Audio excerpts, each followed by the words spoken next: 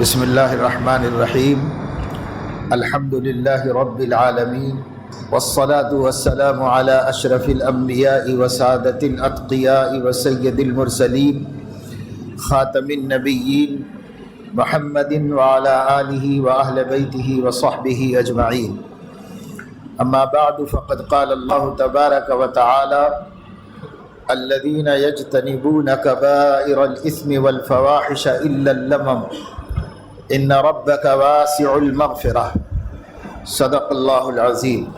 اللہ تبارک و تعالی شانہ اس میں ارشاد فرما رہے ہیں کہ جو لوگ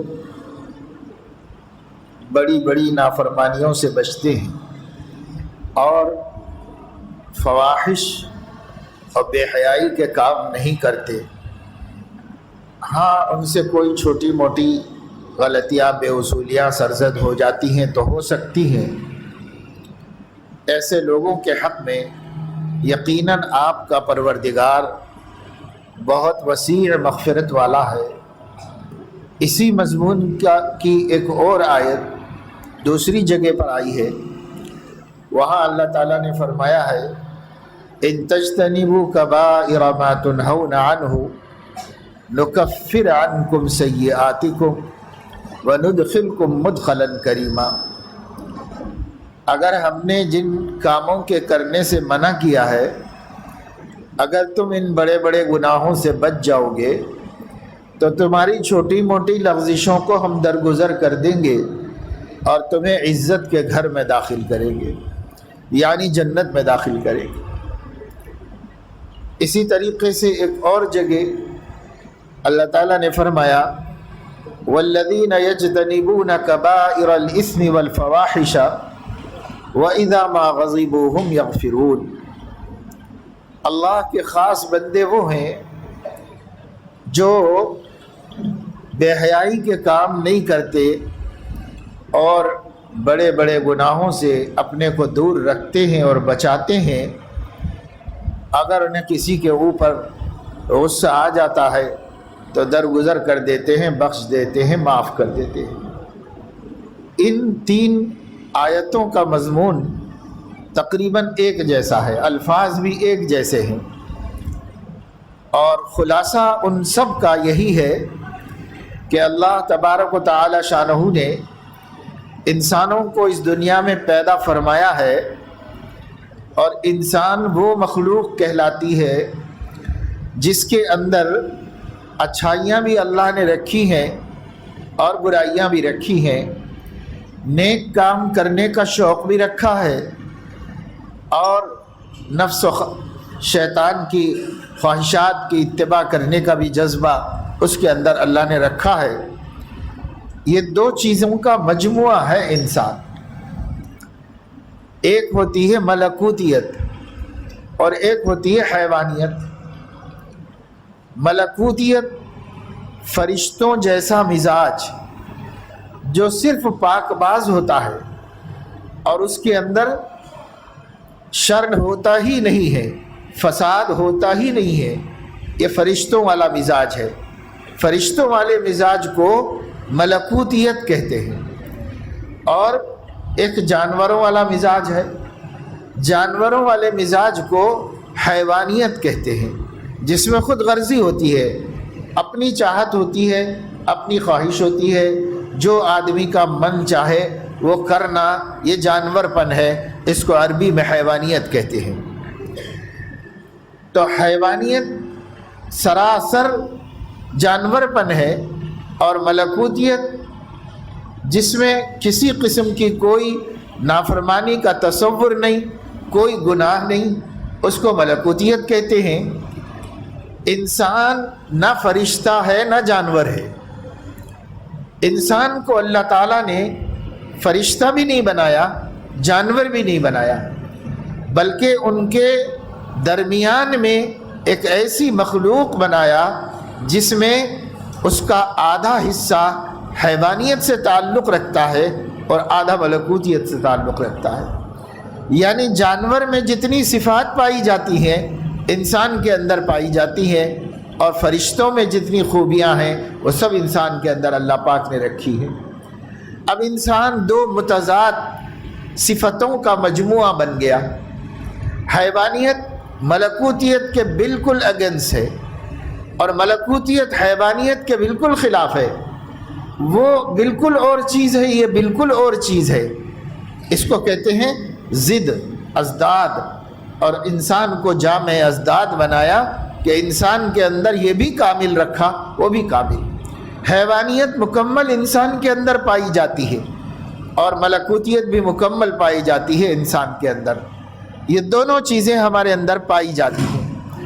اللہ پاک نے جب ان دونوں چیزوں کو رکھا تو رکھنے کے بعد انسانوں کو یہ حکم دیا ہے کہ وہ جانور پن کو دبائیں اور فرشتہ پن کو ابھارے۔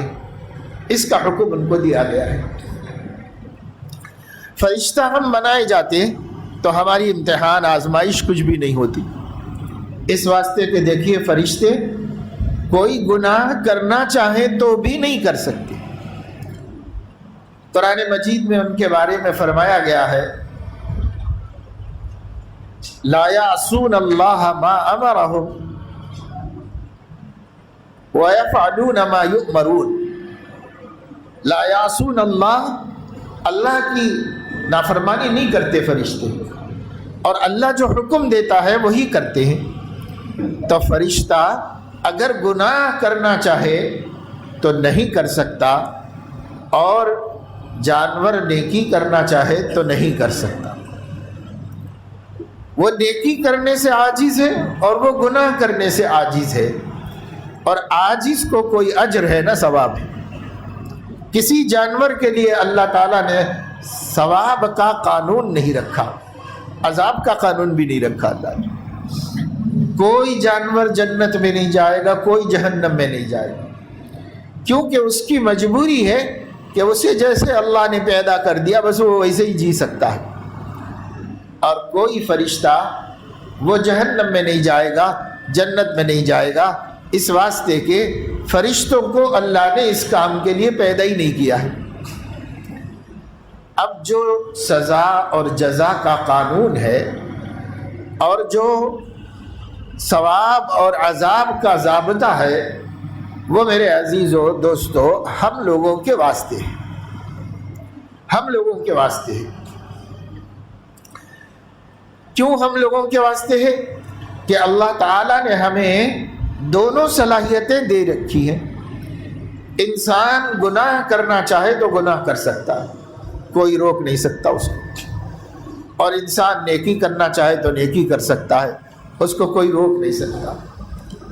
تو گناہ کرنا بھی ہمارے اختیار میں دیا، اور نیکی کرنا بھی ہمارے اختیار میں دیا، اور اللہ تبارک و تعالی شانہ نے اسی بنیاد پر ہمیں اچھے کاموں کا اچھا بدلہ اور برے کاموں کا برا بدلہ قانون بنا کر مقرر فرما دیا ہے۔ اس لیے قرآن کریم جا بجا ہمیں کہتا ہے کہ بھائی وہ کام جو بے حیائی کا ہے تم انسان ہو کر مت کرو، تم اپنے شہوانی نفسانی جذبات کو دباؤ، کچلو، اور اس کے مقابلے میں ملکوتی جذبات کو غالب کرو اور اسے بلند کرو۔ یعنی گناہ نہ کرنے کی محنت کرو، ہمت کرو، کوشش کرو، اور اگر کبھی گناہ ہو جائے تو توبہ کرو، استغفار کرو، اور کر کے پھر فرشتوں جیسے ہی ہو جاؤ، جانوروں جیسے مت رہو۔ اگر کوئی آدمی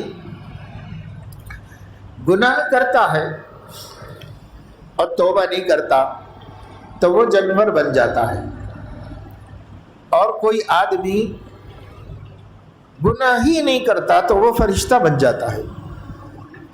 اللہ نے فرمایا تم نہ فرشتے بن سکتے ہو اور نہ جانور بن سکتے ہو، ہم نے تمہارے اندر دونوں صفتیں پیدا کر دی، ایک کو دبا کے رکھنا ہے اور ایک کو ابھار کے رکھنا ہے۔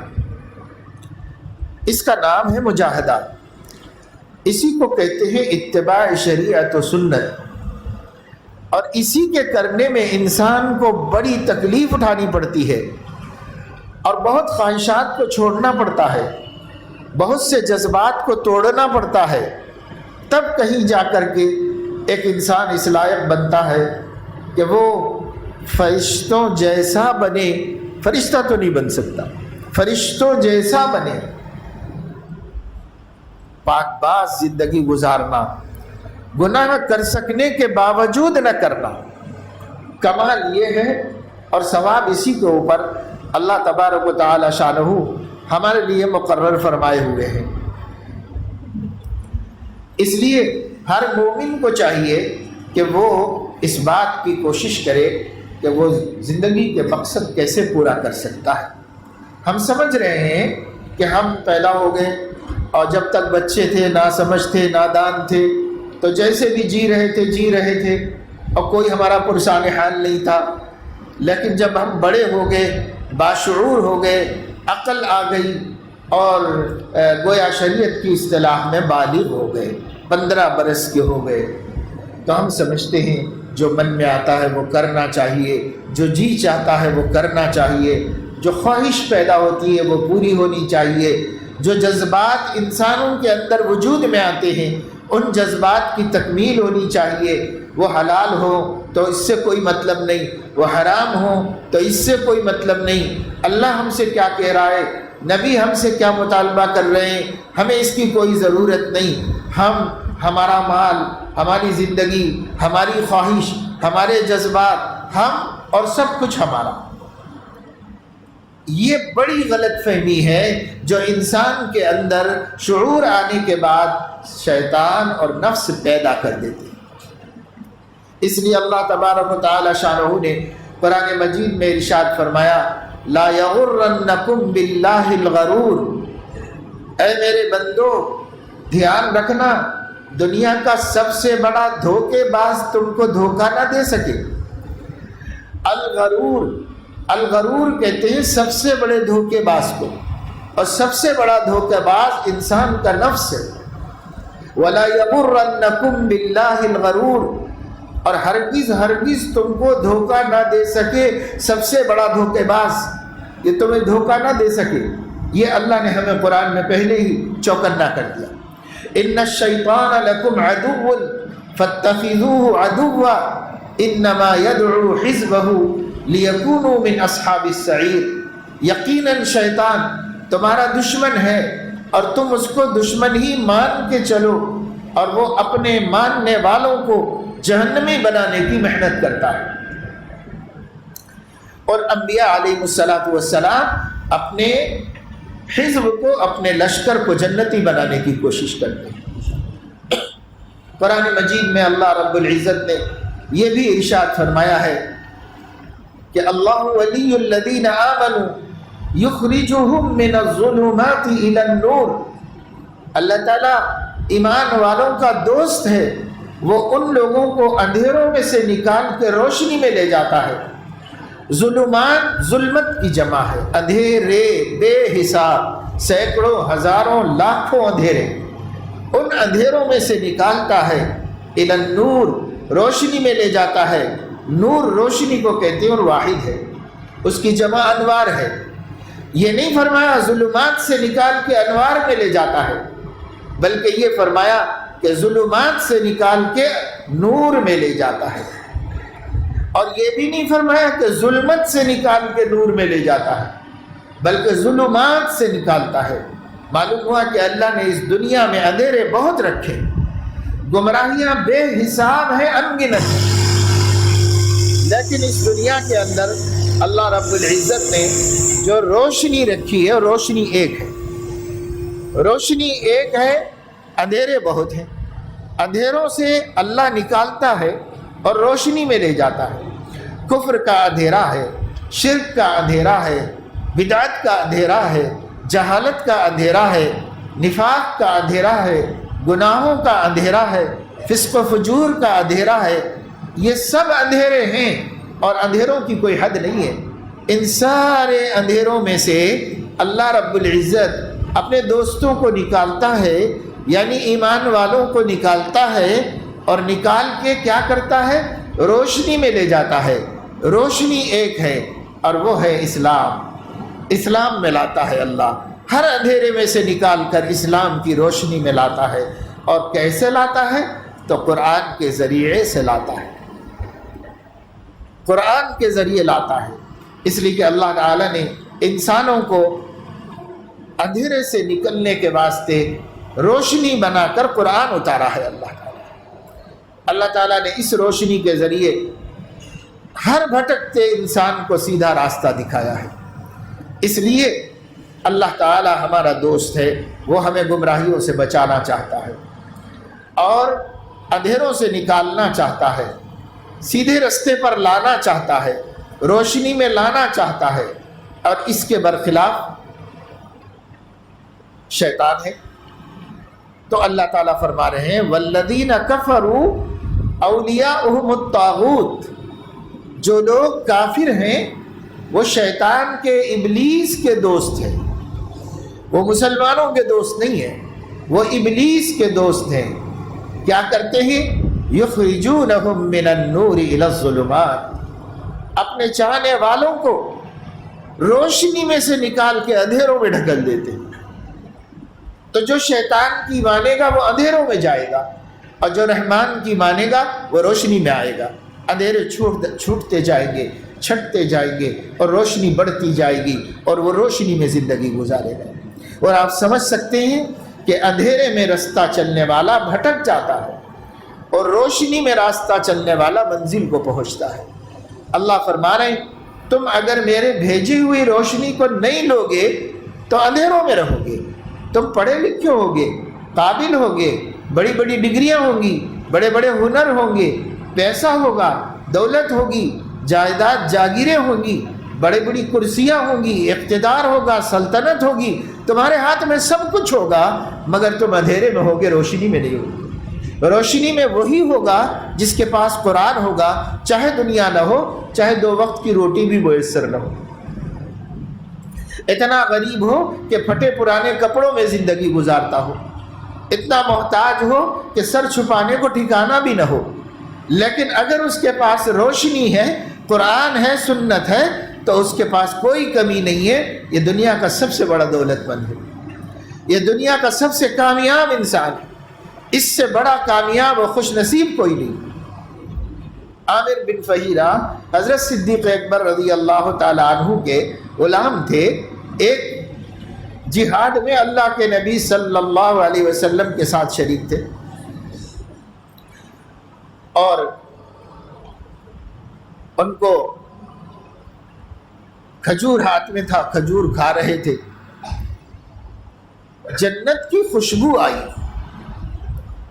انہوں نے وہ کھجور پھینک دیا اور بہت زبردست حملہ دشمن کے اوپر کر دیا.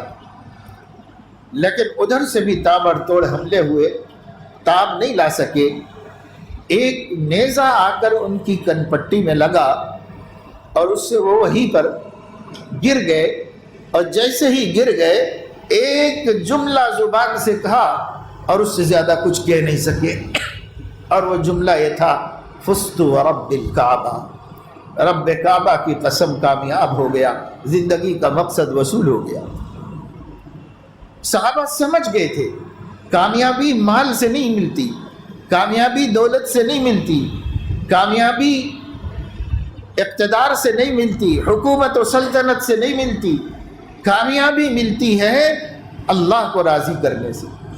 جس سے اللہ راضی ہے وہ کامیاب ہے, اور جس سے اللہ ناراض ہے وہ ناکام ہے, چاہے دنیا اس کو کتنا ہی کامیاب کہتی. قارون کے اتنا مال کس کے پاس تھا؟ آج بھی کسی کے پاس نہیں ہے. اڈانی امبانی ہمارے ملک میں بڑے ہو گئے ہیں, بہت آسمان تک پہنچ گئے. اب ملک ہی میں نہیں, انٹرنیشنل لیول کے اوپر وہ لوگ ٹاپرز بن گئے ہیں. ان کے مال کا حساب کتاب سوچنا بھی مشکل ہے کہ کیا مال ان کے پاس ہے, لیکن قارون کے برابر پھر بھی نہیں ہو سکے. جو قارون کو اللہ نے مال دیا تھا, لَتَنُوءُ بِالْعُصْبَةِ أُولِي الْقُوَّةِ, بڑی طاقتور ایک جماعت بھی, إِنَّ مَفَاتِحَهُ لَتَنُوءُ بِالْعُصْبَةِ أُولِي الْقُوَّةِ, اس کے خزانے نہیں، خزانوں کی کنجیاں اٹھانے سے عاجز تھی ایک بڑی طاقتور جماعت، کنجیاں بھی نہیں سنبھال سکتی تھی، اتنا اللہ نے ان کو دیا تھا۔ لیکن کیا ہوا؟ کیا قارون کامیاب ہوا؟ کوئی مومن کہہ سکتا ہے کہ قارون کامیاب ہے؟ قرآن کہتا ہے کہ وہ تو ناکام ہو گیا، اتنا مال لے کے بھی ناکام ہو گیا، مغرور تھا۔ موسیٰ علیہ السلام نے فرمایا یہ مال ہے بھائی تیرے پاس، اس مال سے اللہ کے محتاج بندوں پر احسان کر، کیونکہ یہ تیری ذاتی کمائی نہیں، کسی ہستی نے تیرے اوپر احسان کیا تو تو مالدار بن گیا ہے، تو اپنے سے کمزوروں پر احسان کر۔ احسن کما احسن اللہ الیک ولا تبغ الفساد فی الارض۔ تو کہنے لگا انما اوتیتہ علی علم عندی، کون خدا، کس نے دیا مجھے یہ مال؟ یہ میں ڈگری ہولڈر ہوں، میں خود ایک بہت علم رکھتا ہوں کمانے کا۔ اوتیتہ علی علم عندی، جو علم میرے پاس ہے، جو ڈگری میرے پاس ہے، جو کمال میرے پاس ہے، میں نے اس سے یہ علم کمایا، یہ مال کمایا ہے۔ آپ کیا کہہ رہے ہیں کہ کس نے احسان کیا ہے؟ کس نے احسان کیا میرے اوپر؟ یہ تو میں نے اپنی محنت سے کمایا۔ بہت برا لگا حضرت موسیٰ علیہ السلام کو کہ اللہ نے دیا، اللہ نہ دیتا تو ٹکے ٹکے کا محتاج ہوتا، اللہ نے دیا اور اب کہہ رہا ہے کہ میں نہیں۔ کون اللہ؟ اللہ کو نہیں جانتا، اللہ ہی کو نہیں پہچانتا۔ انہوں نے بد دعا کی اور ان کی بد دعا سے وہ زمین میں اپنے خزانوں سمیت دھسا دیا، اب بھی دھس رہا ہے زمین میں، پوری تنگی کے ساتھ زمین کے اندر اپنے خزانوں سمیت دھس رہا ہے، قیامت تک دھستا رہے گا، پھر جہنم کا ایندھن بن جائے گا۔ کیا کامیابی ملی مال سے؟ کامیابی مال سے نہیں ملتی، کامیابی حسن و جمال سے نہیں ملتی۔ کیسے کیسے حسین جہنم رسید ہو گئے کفر کی وجہ سے، شرک کی وجہ سے۔ کامیابی کسی چیز میں نہیں ہے، کامیابی صرف اور صرف اللہ کی رضا میں۔ اس لیے اللہ فرما رہے میرے ایمان والے بندو، گناہ کے کام چھوڑو، اور وہ بھی بڑے بڑے گناہ تو چھوڑ دو، باقی تمہاری لغزشیں، سیئات، غلطیاں وہ میں ویسے معاف کر دوں گا، لیکن تم بڑے بڑے گناہ تو چھوڑ دو، اتنا تو کرو، اور اگر اتنا بھی نہیں کرو گے تو مجھے کیا تمہاری کوئی ضرورت ہے؟ مجھے تمہاری کوئی ضرورت نہیں ہے، تم اپنے کیفر کردار تک پہنچ جاؤ گے۔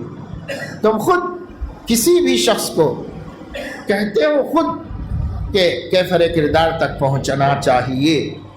گزشتہ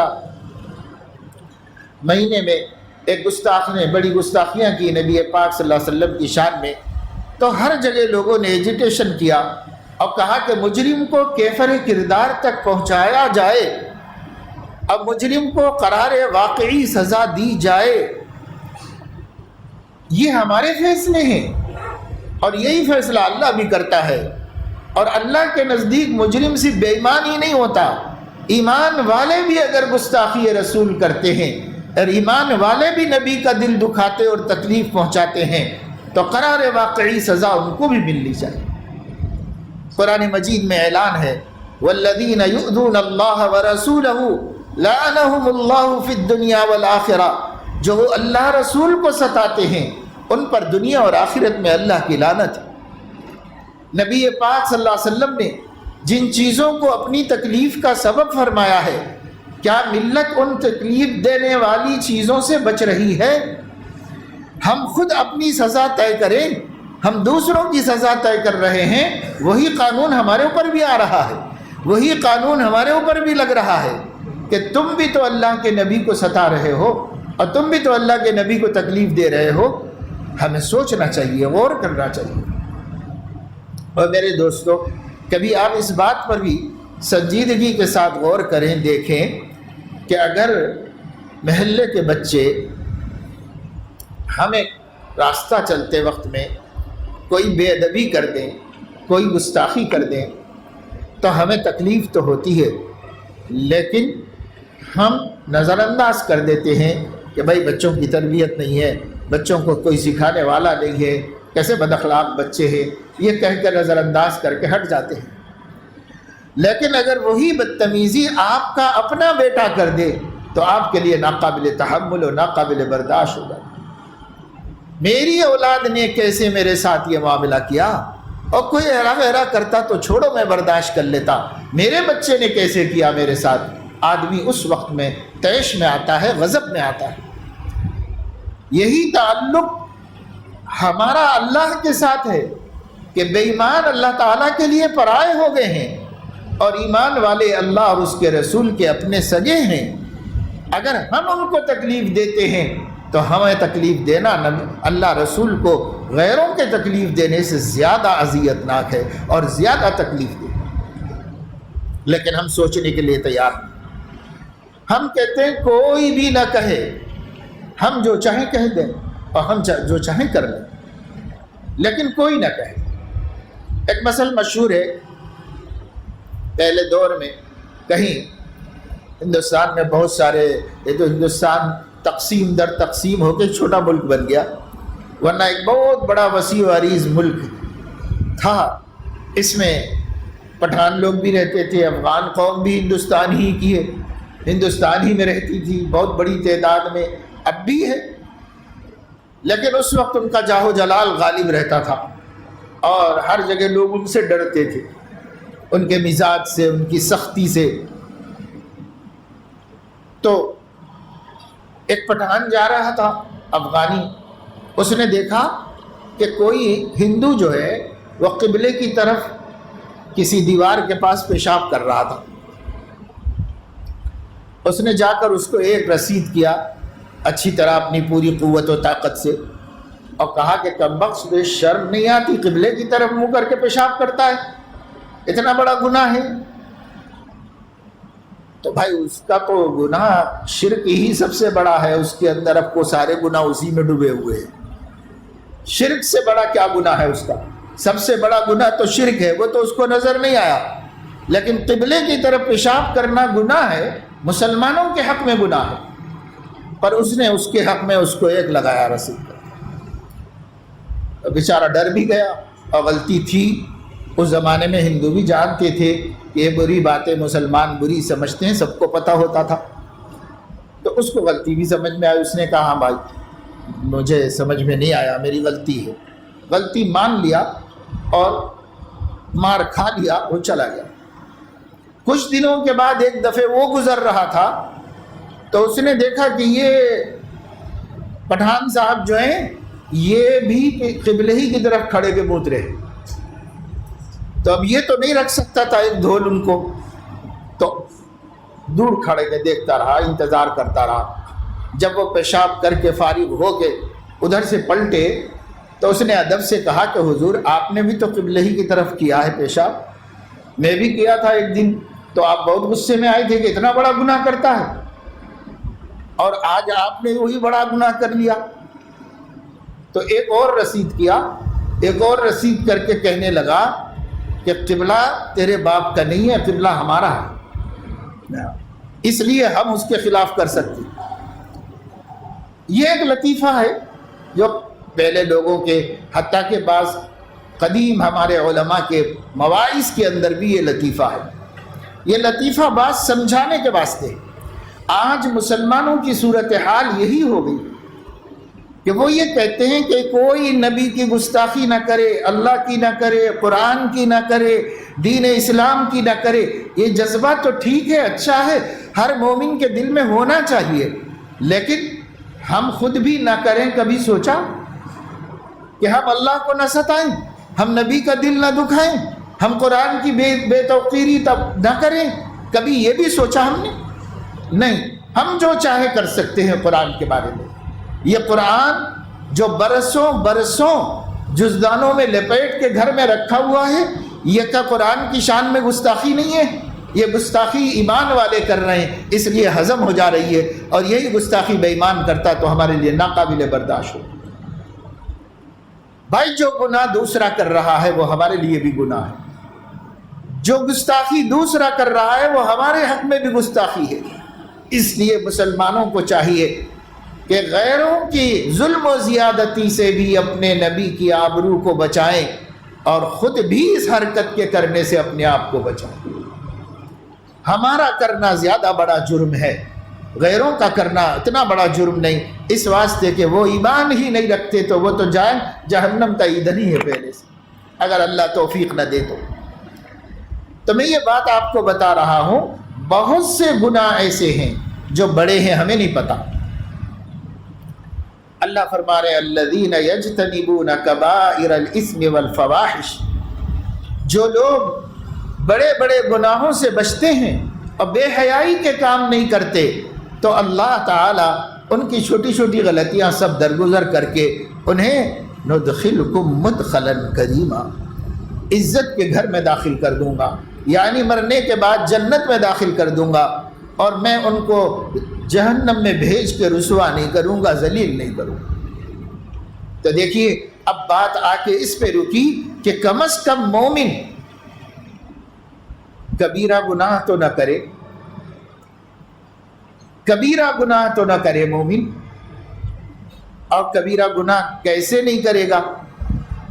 جب اس کو معلوم ہوگا کہ یہ کبیرہ ہے، یہ کبیرہ ہے، یہ کبیرہ ہے، تب پھر نہیں کرے گا۔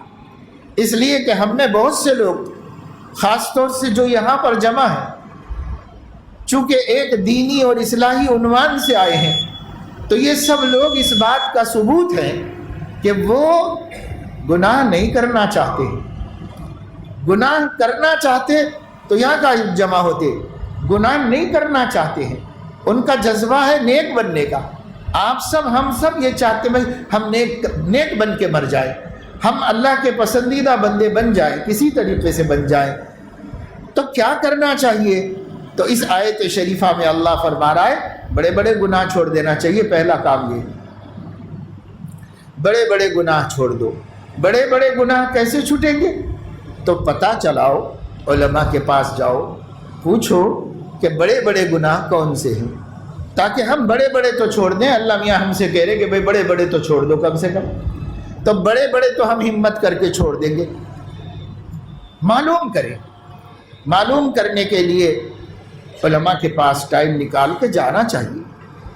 میں تو اب ہر جگہ کہہ رہا ہوں اور آپ لوگوں سے بھی کہہ چکا ہوں گزشتہ سفروں میں بھی، پھر کہتا ہوں یہ بات، جو بات بار بار کہنے کی ہے بار بار کہنی چاہیے کہ دیکھو اگر عالم ہمارے برابر متقی نہیں ہے، ایسا ہو سکتا ہے کہ کبھی بستی میں کوئی مصلی اتنا پرہیزگار ہو کہ اتنا پرہیزگار امام صاحب بھی نہ ہو۔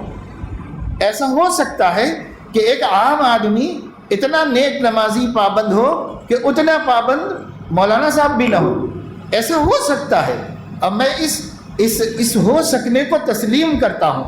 اس لیے میں یہ بات کہہ رہا ہوں کہ اس کے باوجود چونکہ علم ان کے پاس ہے تو متقی کو بھی عالم کے پاس جانا پڑے گا۔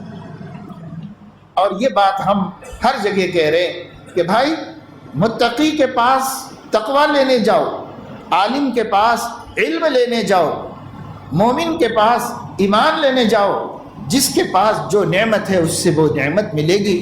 اگر آپ چاہیں گے کہ صاحب حکیم صاحب ایسے ہیں خود بد پرہیزی کر رہے ہیں، اگر حکیم صاحب خود بد پرہیزی کر رہے ہیں تو میں ان سے علاج نہیں کراؤں گا۔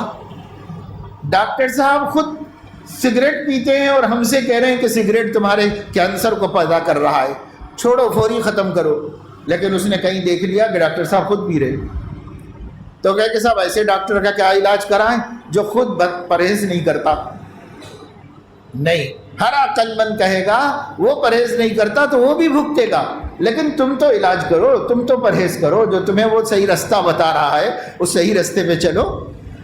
ایسے ہی بھائی آپ کو ہم کو چاہیے کہ ہم اپنی بستی کے علماء کے پاس جائیں، ٹائم دیں، آدھا گھنٹہ روزانہ یا ہفتے میں 1 گھنٹہ بس۔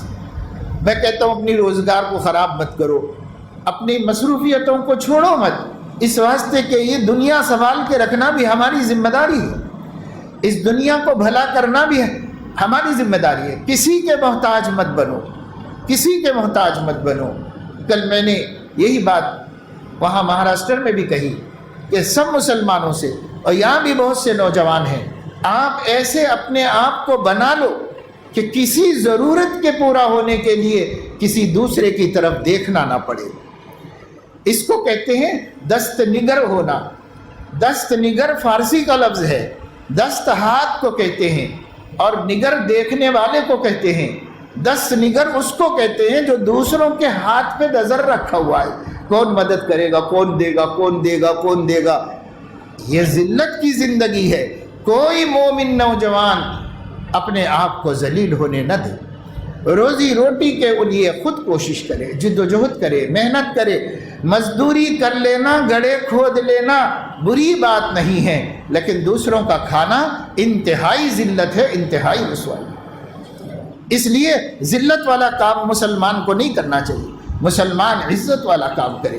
ہمارے نبی عزت والے ہیں، ہمارے نبی عزت والے ہیں۔ ہمارے نبی نے بکریاں چرا لی بچپن میں، لیکن اپنے چچا کا بوجھ اپنے سر پہ نہیں آنے دیا، بکریاں چلا لی، خود اپنی روزی خود نکالی حضور علیہ السلام نے۔ بزنس کیا حضور علیہ السلام نے۔ ہمیں بھی ہر چیز ہنر سیکھو۔ بیکار پھر رہے، آوارہ وقت خراب ہو رہا ہے، موبائلوں میں ٹائم ویسٹ ہو رہا ہے، یہ سب چھوڑو۔ ہر نوجوان اگر اس وقت کچھ کام نہیں ہے تو کوئی ہنر سیکھ لو۔ بہت پیشے ہیں، حلال پیشے ہیں، اللہ نے ان کے ذریعے جو روزی دی ہے اس سے پاکیزہ کوئی روزی نہیں ہے، اگر ہم نے اس میں جھوٹ نہیں بولا، دھوکہ نہیں دیا کسی کو۔ صحیح حدیث میں ہے بخاری شریف میں، اللہ کے نبی صلی اللہ علیہ وسلم نے فرمایا سب سے بہترین کمائی اور سب سے پاکیزہ کمائی قوت بازو کی کمائی ہے، اور اللہ کے نبی داؤد اپنی محنت سے کما کے کھاتے تھے۔ نبی نے اس کو پاکیزہ کمائی فرمائی، جو میری محنت سے مجھے مل جائے معاوضہ، یہ بہترین پاکیزہ کمائی۔ لیکن آج مسلمان اس کو تو ذلت سمجھتے ہیں، لیکن دوسروں کو ڈبانے کو ذلت نہیں سمجھتے۔ قرضے لے کے ڈبانا، پارٹنرشپ میں لوگوں کو سب کو محروم کر دینا، جی جلانا، بد دعائیں لینا، لوگوں کا سب کا پیسہ کھا گیا اور اس کو بولا کہ وہ سب نقصان ہو گیا، میں کیا کروں۔ بیچارے غریب لوگ جنہوں نے پیسہ لگایا یا مالدار بھی لگایا ہوگا تو لوگ بد دعائیں دے رہے ہیں، اور یہ کرنے والے صرف غیر مسلم نہیں ہیں، ایسا کرنے والے مسلمانوں ہی میں زیادہ بڑی تعداد ہے۔ کروڑوں جمع کر کے امریکہ بھاگنے کا روزانہ ہر سال قصے سنتے رہو۔ میں کم از کم اتنی بڑی بڑی کمپنیاں جانتا ہوں اپنی زندگی کے تجربے میں، جو بڑے بڑے مسلمانوں نے بنا کر قوم کا پیسہ لوٹ کر جمع کر کے سب باہر شفٹ کر کے بھاگ گئے، اور پھر ایسے بھی لوگ ہیں جنہیں یہ خبر ملتے ہی ہارٹ اٹیک ہو گیا اور بیچارہ موت کے منہ میں چلا گیا۔ یہ مسلمان کر رہے ہیں صاحب، یہ کسی دوسرے کی شکایت نہیں ہے، یہ مسلمانوں کی شکایت۔ کیوں مسلمان ایسا کر رہا ہے؟ کوئی چھوٹے پیمانے پہ تو کوئی بڑے پیمانے پر۔ مسلمان کو دھوکہ دے رہا ہے۔ اللہ کے نبی نے تو یہاں کیا، میں برسا تھا تھوڑا سا، ہلکی بارش ہوئی اور ختم ہو گئی۔ آپ باہر نکلے، اللہ کے نبی، نبیوں کے امام مارکیٹ میں پہنچ گئے، اور غلہ سامنے رکھ کر ایک آدمی غلہ بیچ رہا تھا، اس کے جو کے نیچے ہاتھ ڈال کر حضور علیہ السلام نے جو نکالی، نیچے کی طرف ہاتھ ڈال کے جو نکالی، تو نیچے کی جو بھیگی ہوئی تھی، اوپر کی سوکھی ہوئی تھی۔ حضور علیہ السلام نے فرمایا ابھی میں برسا تھا تو اوپر والی بھیگی ہوئی ہونی چاہیے تھی، نیچے والی سوکھی ہونی چاہیے تھی، یہ الٹا کیسے ہو گیا بھائی؟ تو کہنے لگے کہ یا رسول اللہ وہ بھیگی ہوئی دیکھ کے لوگ لیتے نہیں ہیں، تو میں اس کو نیچے کر دیا اور سوکھی والی اوپر کر دیا۔ تو ارشاد فرمایا لیس منا من غشنا، جو مسلمانوں کو دھوکہ دے وہ مسلمان نہیں، وہ مسلمان نہیں۔ ایک قانون بنا دیا حضور نے، یہ ایک جملہ ہے، ایک دو تین لفظوں کا ایک سینٹنس ہے، لیس منا من غشنا، اور اس نے پوری ملت اسلامیہ کو دھوکہ دینے سے بچا لیا۔ مدینے کے سماج میں اس کے بعد کوئی کسی کو دھوکہ نہیں دیتا تھا۔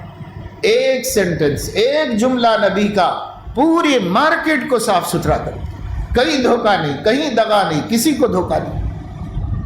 آج ہم بھی مسلمان ہیں، نمازی بھی ہیں، کاروبار کر رہے ہیں، اور مارکیٹ میں بیٹھ کے لوگوں کو دھوکہ دے رہے ہیں، نقصان پہنچا رہے ہیں، جھوٹ بول رہے ہیں، جھوٹ بول کے کاروبار کر رہے ہیں۔ صحیح بخاری میں حدیث ہے، اللہ کی لعنت ہے اس بیوپاری کے اوپر جو بیوپاری قسم کھا کے سودا بیچ رہا ہے، اور جھوٹی قسم۔ کتنے لوگ ہیں جو یہ کہتے ہیں ہماری خریداری بھی نہیں ہے، یہ بول کے بیچتے ہیں، حالانکہ خریداری ہوتی ہے ان کی اس کے اندر، لیکن جھوٹ بول کے بیچتے ہیں، قسمیں کھا کے بیچتے ہیں۔ مسلمان لوگ کرتے ہیں ایسا، اللہ کے نبی فرما رہے ہیں کہ اس پر اللہ کی لعنت ہے اگر وہ اپنی سلعہ کو، اپنی پونجی کو، اپنے مال کو جھوٹی قسمیں کھا کے بیچے۔ لیکن ہو رہا، سود لے رہے ہیں، سود دے رہے ہیں، مسلمان سب کر رہے ہیں۔ میرے دوستو، میں یہ بتا رہا ہوں کہ اللہ اعلان کر رہا تھا کوئی بڑے بڑے گناہ تو چھوڑ دو، یہ بڑے بڑے گناہ، یہ بڑے بڑے گناہ ہم کر رہے ہیں، کم سے کم ہم بڑے بڑے گناہ چھوڑنے کا تو ارادہ کر لیں۔ لیکن پتہ کیسے چلے کہ بڑے گناہ کیا ہیں؟ تو ہمیں علماء کی مجلسوں میں بیٹھنا چاہیے اور اپنے سے سوال کر کے پوچھنا چاہیے، اپنے کاروبار کا طریقہ انہیں ایک دفعہ بتا لینا چاہیے اور اطمینان کر لینا چاہیے کہ میں غیر شرعی طور پہ نہیں کما رہا ہوں، میری آمدنی مشتبہ نہیں ہے، میری آمدنی حلال ہے۔ صدیق اکبر رضی اللہ تعالیٰ عنہ کے بارے میں آپ نے سنا ہوگا اور بار بار سنا ہوگا کہ ان کے ایک غلام نے لا کر ان کو روٹی دی، کھانا دیا، انہوں نے بھوک کا تقاضا تھا، انہوں نے نوالا بنایا اور کھا لیا، اور جیسے ہی منہ میں رکھ لیا تو غلام نے یاد دلایا کہ حضرت آپ پوچھا کرتے تھے کہ کہاں سے لائے، آج نہیں پوچھا آپ نے کہ کہاں سے لائے، تو فرمایا آپ بتا دو۔ تو انہوں نے کہا کہ میں جاہلیت میں کہانت کیا کرتا تھا، لوگوں کو غیب کی باتیں بتایا کرتا تھا، تو اس زمانے میں کسی کو کچھ بتایا تھا، فائدہ ہو گیا تھا، وہ لوگ مجھے ملے تو انہوں نے اب لا کے مجھے کچھ ہدیہ نذرانہ دے دیا تھا، اسی سے میں کھانا خرید کے لایا آپ کے لیے۔ تو فرمایا لا حول ولا قوت الا باللہ، تو مجھے بھائی ہلاک کر دیتا۔ اب وہ ایک نوالا بھوکے پیٹ میں گیا تھا، بڑے مجاہدے سے نکالا، بڑی تکلیف سے نکالا، پانی پی پی کے نکالا اس کو باہر۔ کسی نے کہا کہ حضرت جان بوجھ کے تو نہیں کھایا تھا نا، تو اس پر کیا گناہ ہوتا آپ کو، آپ نے اتنی مشکل سے کیوں نکالا اس کو؟ تو فرمایا ابو بکر کی جان کے ساتھ بھی نکل جاتا تو نکال دیتا، اس لیے کہ حضور نے فرمایا ہے جو جسم حرام سے پرورش پایا ہے النار اولا بھی، جہنم اس کے لیے زیادہ ٹھکانہ، بہتر ٹھکانہ ہے، وہ جہنم ہی میں جانے والا جسم ہے جو حرام سے پلا۔ ایک ایک پائی حرام کی صحابہ نے چھوڑ دی، ایک ایک پائی حلال، کسب حلال اور عقل حلال، کیونکہ قرآن کریم کہتا ہے یا ایھا الرسل کلوا من الطیبات واعملوا صالحا، اے پیغمبرو، اے نبیو، اے رسولو، پاکیزہ چیزیں کھاؤ، اعمال صالحہ کرو۔ جو حکم اللہ نے نبیوں کو دیا ہے وہ حکم اپنے امت کو بھی، ان کی امتوں کو بھی دیا ہے۔ اس لیے حرام کاموں سے بچنا، گناہ کے کاموں سے بچنا۔ رشتہ توڑنا اتنا بڑا گناہ ہے کہ جس گھر میں رشتہ توڑنے والا ہوتا ہے اس گھر پر اللہ کی رحمت نہیں اترتی، چاہے نماز پڑھتے ہوں، چاہے روزہ رکھتے ہوں، چاہے وظیفے پڑھتے ہوں، چاہے کچھ بھی کرتے ہوں اس میں، لیکن اگر رشتہ توڑنے والا اس گھر میں رہتا ہے اللہ کی رحمت نہیں آتی۔ سیدنا ابو ہریرہ رضی اللہ تعالیٰ عنہ فرماتے ہیں کہ میری آنکھیں حضور علیہ السلام کے ہونٹوں کو گویا حرکت کرتے ہوئے دیکھ رہی ہیں، اور میرے کان گویا وہ آواز اب بھی سن رہے ہیں جو نبی پاک صلی اللہ علیہ وسلم نے جب کہا تھا تو میرے کانوں نے سنا تھا۔ کیا لن ينزل اللہ رحمتہ علی قوم فیہ قاطع رحم، اللہ تعالیٰ اس قوم پر، اس قبیلے پر، اس خاندان پر اپنی رحمت نازل نہیں فرماتا جس کے اندر ایک بھی رشتہ توڑنے والا موجود ہے۔ اتنے یقین سے حضرت ابو ہریرہ سنا رہے ہیں کہ گویا میری آنکھیں نبی کے ہونٹوں کو دیکھ رہی ہیں، اب بھی دیکھ رہی ہیں، اور میرے کانوں کے پردے سے وہ آواز ٹکرا رہی ہے، یعنی میں بھولا نہیں ہوں، اندازے پہ نہیں بول رہا ہوں، بلکہ ٹھیک ٹھیک یاد رکھی ہوئی حدیث سنا رہا ہوں۔ اور کیسے بھولتے حضرت ابو ہریرہ رضی اللہ تعالیٰ عنہ، جبکہ ان کو حافظہ حضور علیہ السلام نے معجزاتی طور پر اپنے 2 لب سے بھر بھر کے عطا کیا تھا، وہ کیسے بھول سکتے؟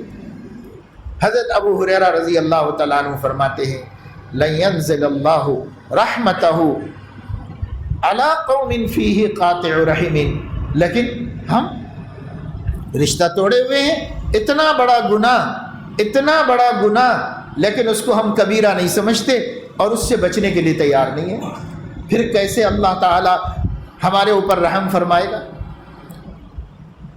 صحیح حدیث میں آیا ہے کہ جب اللہ نے رشتے کو پیدا کیا، رشتہ خون جس سے ایک دوسرے کے رشتے بنتے ہیں، جب اللہ نے رشتے کو پیدا کیا تو رشتہ ایک وجود بن کر اللہ کے سامنے آیا، وجود مثالی، اور اس نے اللہ تعالیٰ سے کہا اے اللہ آپ کا نام رحیم ہے اور میرا نام رحیم ہے، رشتے کو رحیم کہتے ہیں، آپ کا نام رحیم ہے اور میرا نام رحیم آپ نے رکھا ہے، تو مجھے میرا حق عطا فرمائیے۔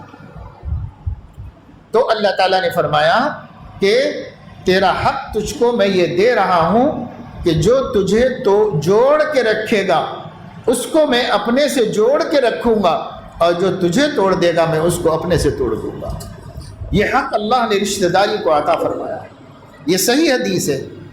کتنا بڑا گناہ ہے جو ہم کر رہے ہیں، لیکن اس کے باوجود ہم برابر اپنے کو دیندار بھی سمجھ رہے ہیں، نیکوکار بھی سمجھ رہے ہیں، اور سب کچھ اپنے بارے میں ہے کہ بھائی اگر میں داڑھی رکھ لوں، پگڑی باندھ لوں، کام بن جائے گا کیا؟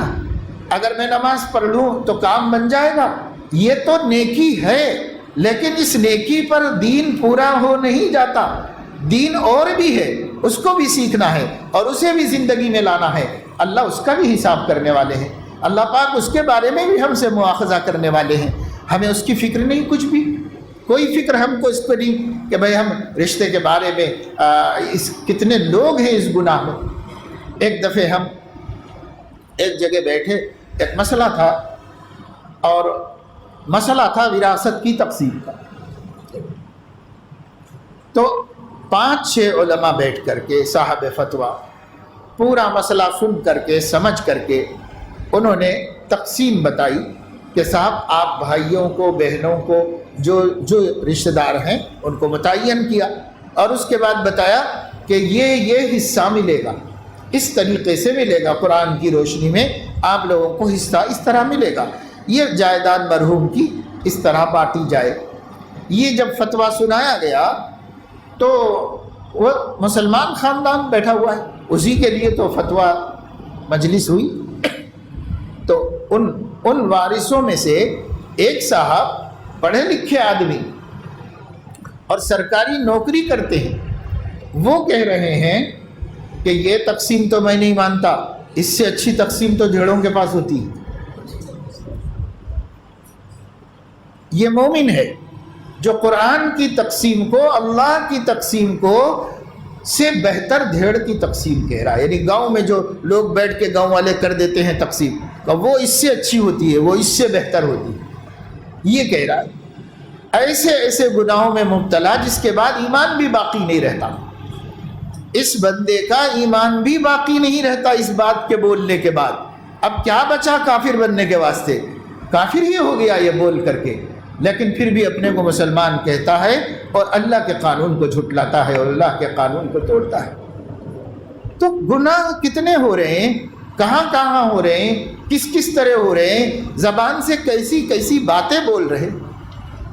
ایک صاحب نے مسجد میں نکاح کیا، میں خود پڑھایا نکاح، نوجوان آدمی تھے، دین پسند آدمی تھے، مسجد میں نکاح رکھا اور بڑی سادگی سے رکھا، اور وہاں پر کچھ بھی نہیں۔ اب جو نوشے صاحب آئے تو ماشاءاللہ جیسے اب بہت سے نکاح ہو رہے ہیں نوجوانوں کے، ایسے ہی بالکل مسنون لباس میں آئے، بیٹھے، نکاح ہو گیا۔ دونوں لڑکے والے لڑکی والے سب اس سے راضی تھے، خوش تھے، سنت کے مطابق کوشش کی جتنا ہو سکے، سنت کے مطابق انہوں نے کیا۔ اب جب مسجد سے نکل رہے تھے نکاح ہونے کے بعد، تو ایک بڑے میاں شیروانی اور رانی پہنے ہوئے، باقاعدہ کچھ سمجھدار پڑھے لکھے سے آدمی سمجھ میں آ رہے تھے، یہ اپنے جوتے پہنتے ہوئے کسی ساتھی سے یہ کہہ رہے ہیں کہ یہ کیا نکاح ہے؟ نوشا ایسا آیا جیسا مردہ جنازہ آ گیا ہو، ایسا آیا ایسا چلا گیا، یہ کیسی شادی ہے؟ اسے تو میں تو نہیں مانتا ایسی شادیوں کو، یہ کیا سنت ہے؟ اس کو سنت بولتے کیا؟ ایسی بات تو کیا جہالت لوگوں کے اندر ہے، زبان سے کیا کیا بول رہے ہیں بھائی؟ نبی کا طریقہ یہی ہے، آپ نے بنا لیے ہیں ہزار جتن اس کے اندر، لیکن جو نبی کا طریقہ ہے تم کو معلوم نہیں ہے، معلوم نہیں ہونے کی وجہ سے اسے بدترین طریقہ قرار دے رہے آپ، نبی کے طریقے کو بدترین طریقہ بتا رہے۔ کیوں؟ آپ کو پتہ نہیں ہے، آپ کو علم نہیں ہے، اس وجہ سے علم حاصل کرنا ضروری ہے۔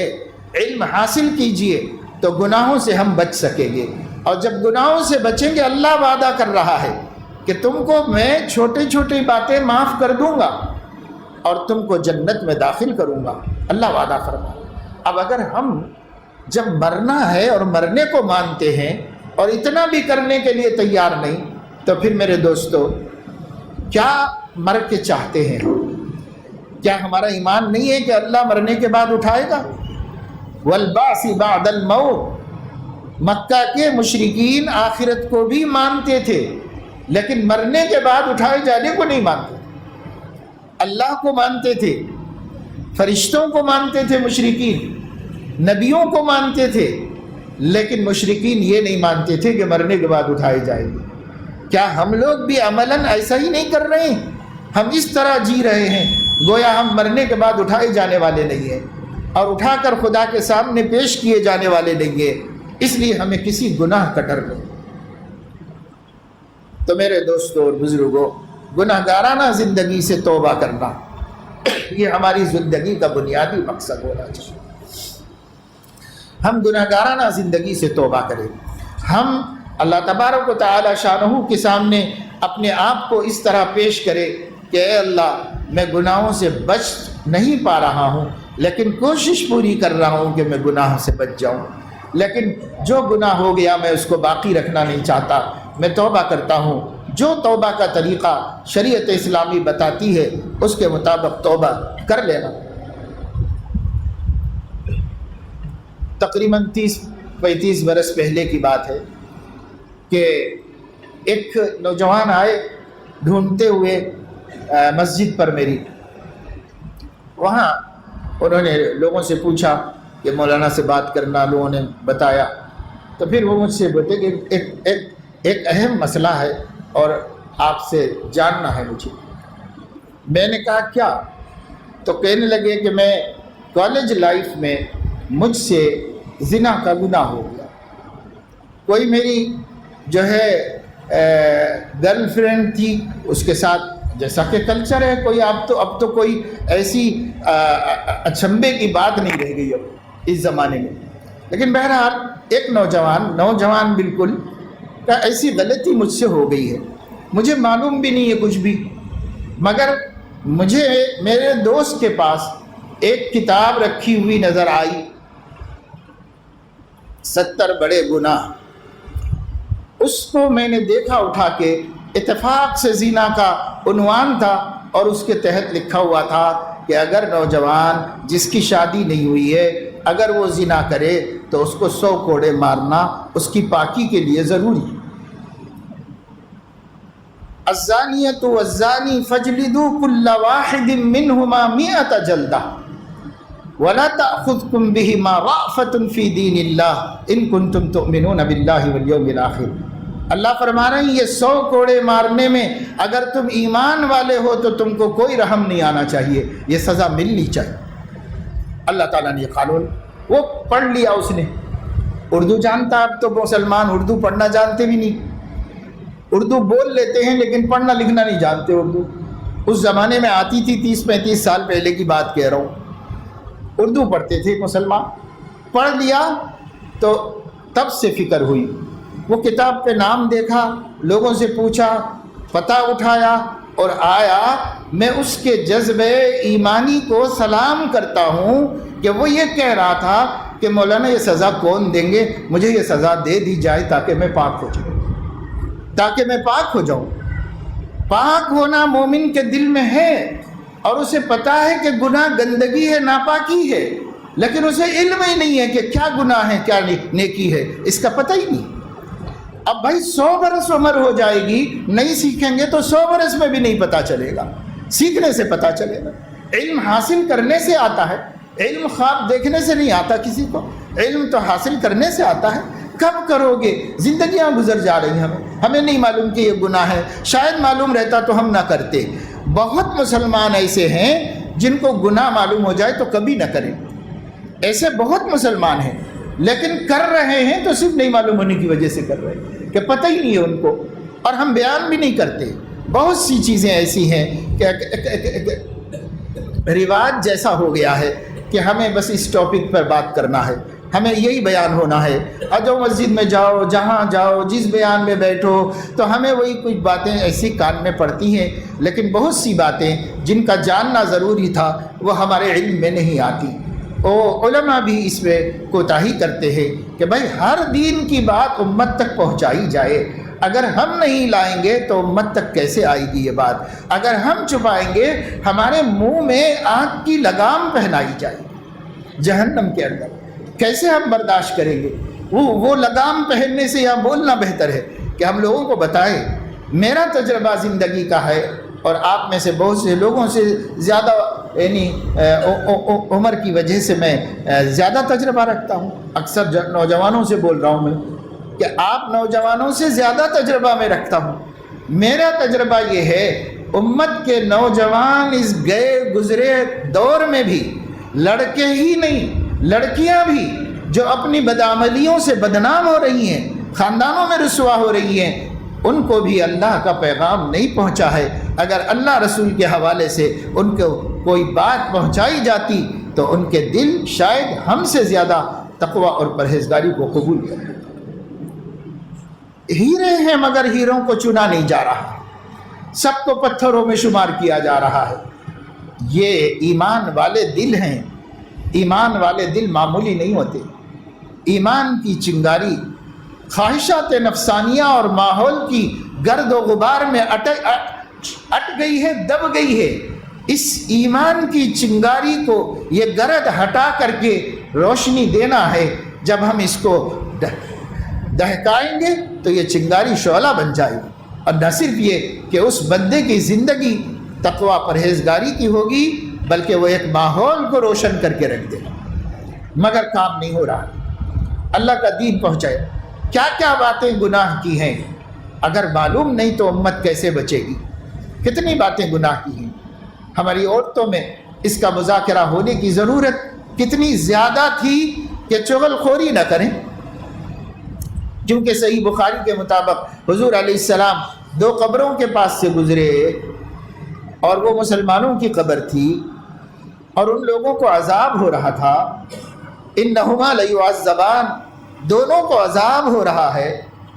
اور پھر اس کے بعد حضور علیہ السلام نے صحابہ کرام کے پوچھنے پر فرمایا کہ ان میں سے ایک کو اس لیے ہو رہا ہے کہ لا یستنزہ من البول واما الآخر فیمشی بالنمیمہ، ایک پیشاب کی چھینٹوں سے بچتے نہیں تھے، پاکی ناپاکی کا خیال نہیں کرتے تھے، اور دوسرا شخص جو تھا وہ چغل خوری کیا کرتا تھا، اس لیے قبر میں عذاب ہو رہا ہے۔ نبی کو اللہ نے دکھایا، اس کو کہتے کشف قبر، قبر کھول دی جاتی اور اندر کی حقیقت نبی کو نظر آتی اپنی آنکھوں سے، اللہ دکھا دیتا۔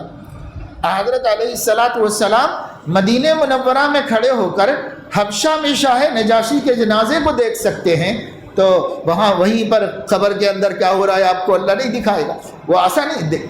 انہما لیعذبان، دونوں کو عذاب ہو رہا ہے، ایک کو اس لیے کہ پیشاب کے چھینٹوں سے نہیں بچتی، احتیاط نہیں کرتا تھا، دوسرے کو اس لیے کہ یہ جو ہے چغل خوری، لگائی بجھائی، تعلقات خراب کرنا، دوستیاں توڑنا، لوگوں کے درمیان میں نفرتیں پیدا کرنا، بیکاری کا جو مشغلہ آج لوگوں نے اختیار کر رکھا ہے، اتنا بڑا گناہ کیا قبر کا عذاب۔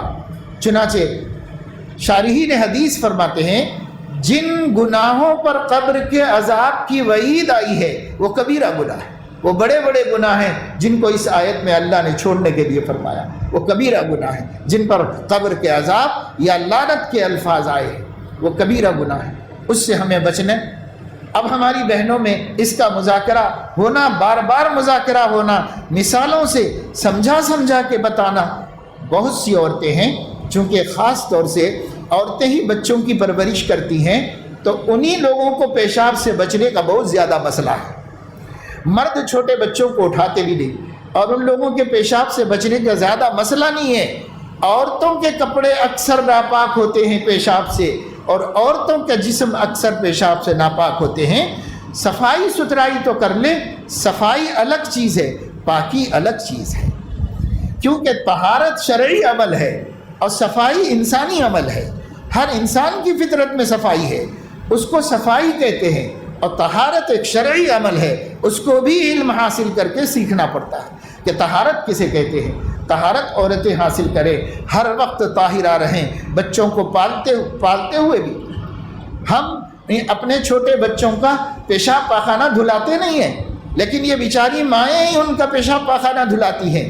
ان کو یہ خطرہ ہے کہ اس کے چھینٹے اچھلیں گے، انہیں کو خطرہ ہے کہ وہ جھک کر کے بچے کو اوپر دھو رہے ہیں اور اس کے چھینٹے جو ہے ان کی ساڑی پر، ان کے شلوار پہ اڑ رہے ہوں، انہیں کے لیے زیادہ خطرہ ہے، لیکن ان کے درمیان یہ بیان ہی نہیں ہو رہا ہے۔ حضرت صلی اللہ علیہ وسلم نے، صحیح بخاری میں حدیث ہے کہ خواتین نے آ کر کہا تھا کہ یا رسول اللہ، مرد ہمارے اوپر غالب آ گئے ہیں آپ کے معاملے میں۔ تو پوچھا کیا مطلب؟ کہ آپ وہی لوگ بیٹھتے ہیں مجلس میں، ہم لوگوں کو آپ سے بات کرنے کا موقع ہی نہیں ہے، اور آپ ہم سے خطاب کرتے نہیں ہیں، تو مرد ہم پہ غالب آ گئے ہیں اور آپ کے اوپر انہوں نے گویا قابو کر لیا ہے، قبضہ کر لیا ہے، ہم لوگوں کو محروم کر دیا ہے۔ یہ اس زمانے کے عورتوں کے دین کی طلب اور ان کی دین کی فکر تھی۔ حضرت علیہ السلام نے فرمایا کہ اچھا بھائی ایسا ہے، تمہارے لیے بھی ہم ٹائم مقرر کرتے ہیں، تم لوگ فلاں جگہ جمع ہو جاؤ، میں وہاں آ کر تمہیں لوگوں سے بات کرتا ہوں، تمہیں سے بیان کرتا ہوں۔ چنانچہ صحیح بخاری کی اس روایت میں ہے کہ حضرت علیہ السلام وقت پر گئے، عورتیں جمع تھیں، وہاں وہ باتیں بتائیں جو عورتوں کے عقیدوں سے متعلق تھیں، اور جو عورتوں کے دین سے متعلق تھی وہ باتیں جا کر وہاں پر بیان فرمائی۔ حضور علیہ السلام نے فرمایا اگر کوئی عورت ایک جو ہے 3 بچے اس کے بچپن میں مر جائیں تو اللہ تعالیٰ اس کو لیے جنت سے کم پر راضی نہیں ہوگا، سیدھے اس کو جنت میں بھیجے گا۔ اور یہ بچے جو ہیں اگر ماں باپ جہنمی تھے اپنے اعمال کی وجہ سے، تو یہ بچہ جنت میں نہیں جائے گا، بلکہ وہ اللہ کے سامنے کھڑا ہو جائے گا اور ضد کرے گا اور کہے گا کہ ہمارے ماں باپ کو ہمارے ساتھ جنت میں بھیجیے، یا ماں باپ جہنم میں جا رہے ہیں تو میں اپنے ابو کے ساتھ جہنم میں جاؤں گا، میں امی کے ساتھ جہنم میں جاؤں گا۔ تو اللہ تعالیٰ فرمائیں گے میں تجھے کیوں بھیجوں؟ تو بے قصور معصوم بچہ، میں تجھے جہنم میں کیوں بھیجوں؟ مگر میں اپنے ماں باپ کے ساتھ رہنا چاہتا ہوں، وہ جہنم میں رہیں گے، میں جہنم میں۔ تو اللہ فرمائے گا اچھا ٹھیک ہے، میں یہ تو نہیں کروں گا کہ تجھے ان کے ساتھ دوزخ میں بھیجوں، یہ کر دیتا ہوں کہ ان کو تیرے ساتھ جنت میں بھیج دوں۔ یہ حضور علیہ السلام نے سنایا، صحیح بخاری کی روایت ہے۔ ایک خاتون نے پوچھا یا رسول اللہ اگر کسی کے 2 ہی بچے مرے ہوں تو بچے مرنا تو اپنے ہاتھ میں نہیں ہے، تو کہا 2 والے کے لیے بھی یہی ہے۔ اور ایک روایت میں ہے جو بخاری شریف میں نہیں ہے لیکن دوسری جگہ ہے، اس میں یہ ہے کہ کسی نے پوچھا کہ ایک بچہ کسی کا مر جائے بچپن میں، کہا ایک والی کے لیے بھی یہی فضیلت ہے۔ یہ کہاں بتایا حضور نے؟ عورتوں میں جا کے بتایا، تاکہ عورتوں کے اندر ایسے مواقع پر اللہ سے بدگمانی نہ ہو جائے، زبان سے شکایت نہ نکل جائے، کوئی کفر کی بات نہ کہہ دیں، کہیں ایمان سے محروم نہ ہو جائیں۔ اس لیے عورتوں کو ان کا عقیدہ درست کرانا چاہیے، عورتوں کو اللہ تعالیٰ کا دین صحیح طریقے پہ پہنچانا چاہیے۔ اللہ کے نبی نے جا کر یہاں پر پہنچایا۔ اور صحیح بخاری میں یہ حدیث موجود ہے کہ حضور علیہ السلام نے جمعے کا خطبہ دیا اور خطبہ عید کا خطبہ دیا۔ عید کے خطبے میں حضور علیہ السلام کی باتیں سننے کے لیے عورتیں بھی کچھ آ جاتی، جب تو دور بیٹھی ہوئی ہوتی تھی۔ حضور نے دیکھا کہ عورتیں کچھ بیٹھی ہوئی ہیں کنارے پہ، بالکل عورتیں۔ حضرت علیہ السلام نے حضرت بلال سے کہا کہ بلال میرے ساتھ چلو، عورتوں تک شاید میری آواز نہیں گئی ہے، وہ بیچاری کچھ بھی نہیں سن پائی، وہاں چلو، وہیں چل کے کچھ نصیحت کرتے ہیں۔ چنانچہ حضرت علیہ السلام جہاں دور عورتیں بیٹھی ہوئی تھی عیدگاہ میں وہاں گئے اور وہاں جا کر وہاں کھڑے ہو کر ان کو خطاب کیا اور فرمایا یا معاشر النساء تصدقنا، اے عورتوں صدقہ خیرات بہت کیا کرو، کیونکہ میں نے تم کو عالم مثال میں جہنم میں زیادہ تعداد میں دیکھا ہے۔ ایک خاتون چادر اوڑھی ہوئی اونچے قد کی کھڑی ہوئی اور انہوں نے کہا وَبِمَ یا رسول اللہ، ایسا کیوں دیکھا آپ نے کہ ہم لوگ زیادہ جہنم میں گئے؟ تو حضور علیہ السلام نے فرمایا کہ بالکفران، کفر کی وجہ سے۔ تو کفر کہے کا؟ کہا کہ کفران العشیر، شوہروں کی ناشکری کی وجہ سے، اور اس کی وجہ سے کہ زبان پر تمہارے لان تان ہوتا ہے، اس کو کوسا اس کو کوسا، اپنی بچوں کو اپنی اولاد کو کوستی رہتی ہیں عورتیں۔ ذرا تکلیف پہنچی ایسی ایسی باتیں بول دی جو بد دعائیں ہیں حقیقت میں۔ ہمارے والدہ فرماتی ہیں کہ جب وہ شروع میں شادی نکاح ہو کر کے یہاں سے ہردوئی گئی تھی ہمارے والد کے ساتھ، وہاں پڑھاتے تھے والد ہمارے، تو ایک اور صاحب بھی پڑھاتے تھے، حافظ صاحب، اور ان کی جو بیوی تھی وہ بھی دیہات کی تھی۔ انہوں نے رمضان کے مہینے میں کچھ لوگوں کو دعوت دی تھی افطار کی، تو کچھ ان کے دوست احباب افطار میں آنے والے تھے۔ یہ بیچاری افطار کی تیاری کر رہی تھی اکیلے ہی، چھوٹی بیٹی تھی ایک، وہ چھوٹی بیٹی اسی وقت اٹھ کے رونا شروع کر دی اور وہ بہت ستا رہی تھی۔ ایسا ہی ہوتا ہے نا، عورتوں کو اچھی طرح پتہ ہے، عین ان کے کام کے وقت میں بچے رونا اٹھاتے ہیں، پریشان کرتے ہیں، لہذا وہ اس دن بھی ایسے ہی ہوا۔ اب یہ بیچاری ادھر افطاری تیار کر رہی اور ادھر وہ رو رو کے تنگ کر رہی ہے، پریشان کر رہی ہے، تو بہت غصے سے پہلے اسے اٹھا کے لے جا کر کے وہاں پر ڈالا بستر پر، اور زور سے ڈال کر کے اسے تھپک تھپک کے سلایا، اور زبان پر چونکہ لان تان اور کوسے ہوتے ہیں، اس لیے ان حافظ صاحب کی بیوی کی زبان سے نکلا کہ مر جا پڑ یہاں پر، اور ڈال کے اس کو سلا کے آئی اور وہ سو گئی۔ انہوں نے افطار بنایا، مہمان آئے، افطار کیے، چلے گئے، دیکھا بچی اسی طرح پڑی ہوئی ہے، قریب جا کے دیکھا تو مر چکی تھی۔ گھڑیاں الگ الگ ہوتی ہیں، کون سی گھڑی اللہ کے ہاں کیا مقام رکھتی ہے اور قبولیت کا کیا مقام ہوتا ہے۔ زبان صحیح استعمال کرو، زبان کا صحیح استعمال کرو، مرد بھی زبان کا صحیح استعمال کریں۔ حضرت مسیح الامت رحمۃ اللہ علیہ بہت بڑے اللہ والے بزرگ ہندوستان میں گزرے ہیں۔ ایک مرتبہ ارشاد فرما رہے تھے مجلس میں کہ میری عمر 70 سال ہو گئی ہے، آج تک مجھے یاد نہیں کہ میں نے کسی اللہ کے بندے کو بے وقوف کہا۔ بے وقوف اتنا چھوٹا لفظ بھی کسی اللہ کے بندے کو میں نے نہیں کہا۔ اگر میں کسی پہ خفا ہوتا ہوں، ناراض ہوتا ہوں، تو یہ کہتا ہوں کہ عقل مند، کیا کر رہے ہو عقل مند، ایسے کہتا ہوں اس سے، میں بے وقوف نہیں کہتا، اس لیے کہ ہو سکتا ہے وہ گھڑی قبولیت کی ہو اور یہ عقل مند بن جائے۔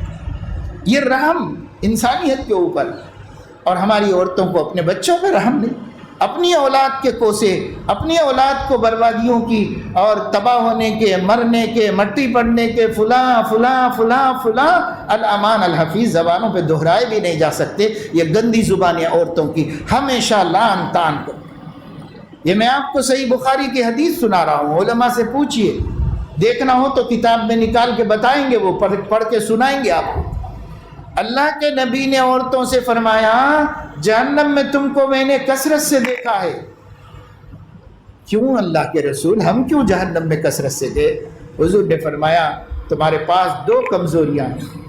ایک کمزوری یہ ہے کہ تم زبان سے لان تان کرتے رہتی ہو اور تمہاری زبان پر کوسے ہوتے ہیں، یہ تمہیں جہنم میں جانے کا سبب بن جاتے ہیں۔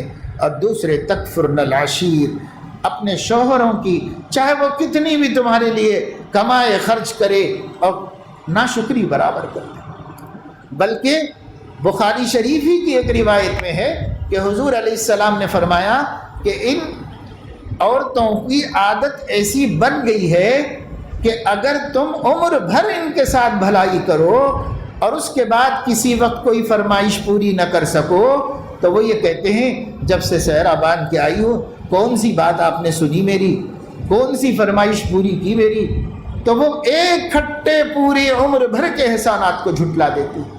تکفرن العشیر، یہ کفر نہیں، اللہ کا کفر ہے، یہ کفر ہے شوہر کی ناشکری۔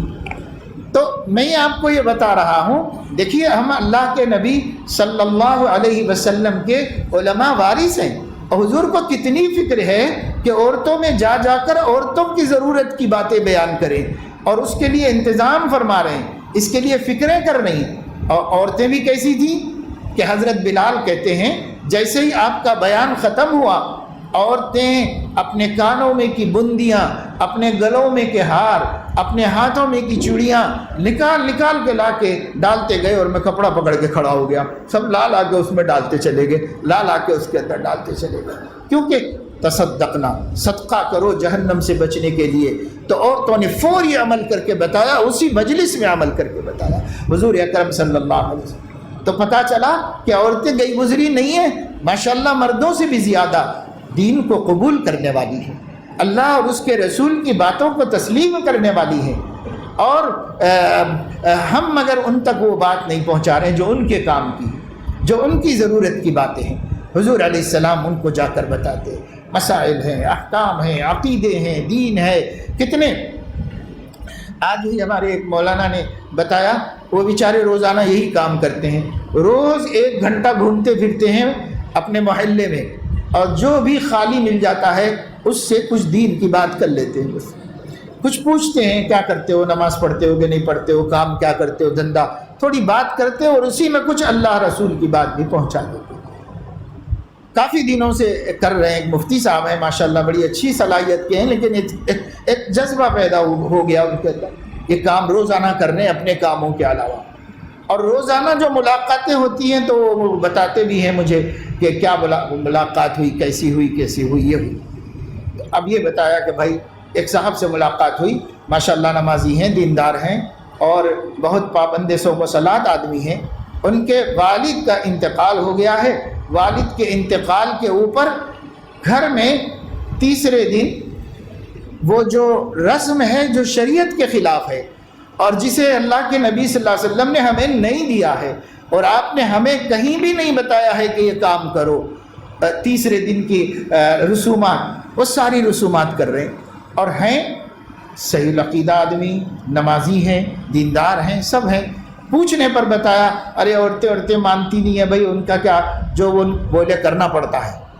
تو اس کا مطلب یہ ہے کہ مرد دیندار ہو گیا ہے، عورت ابھی تک دیندار نہیں ہو سکی۔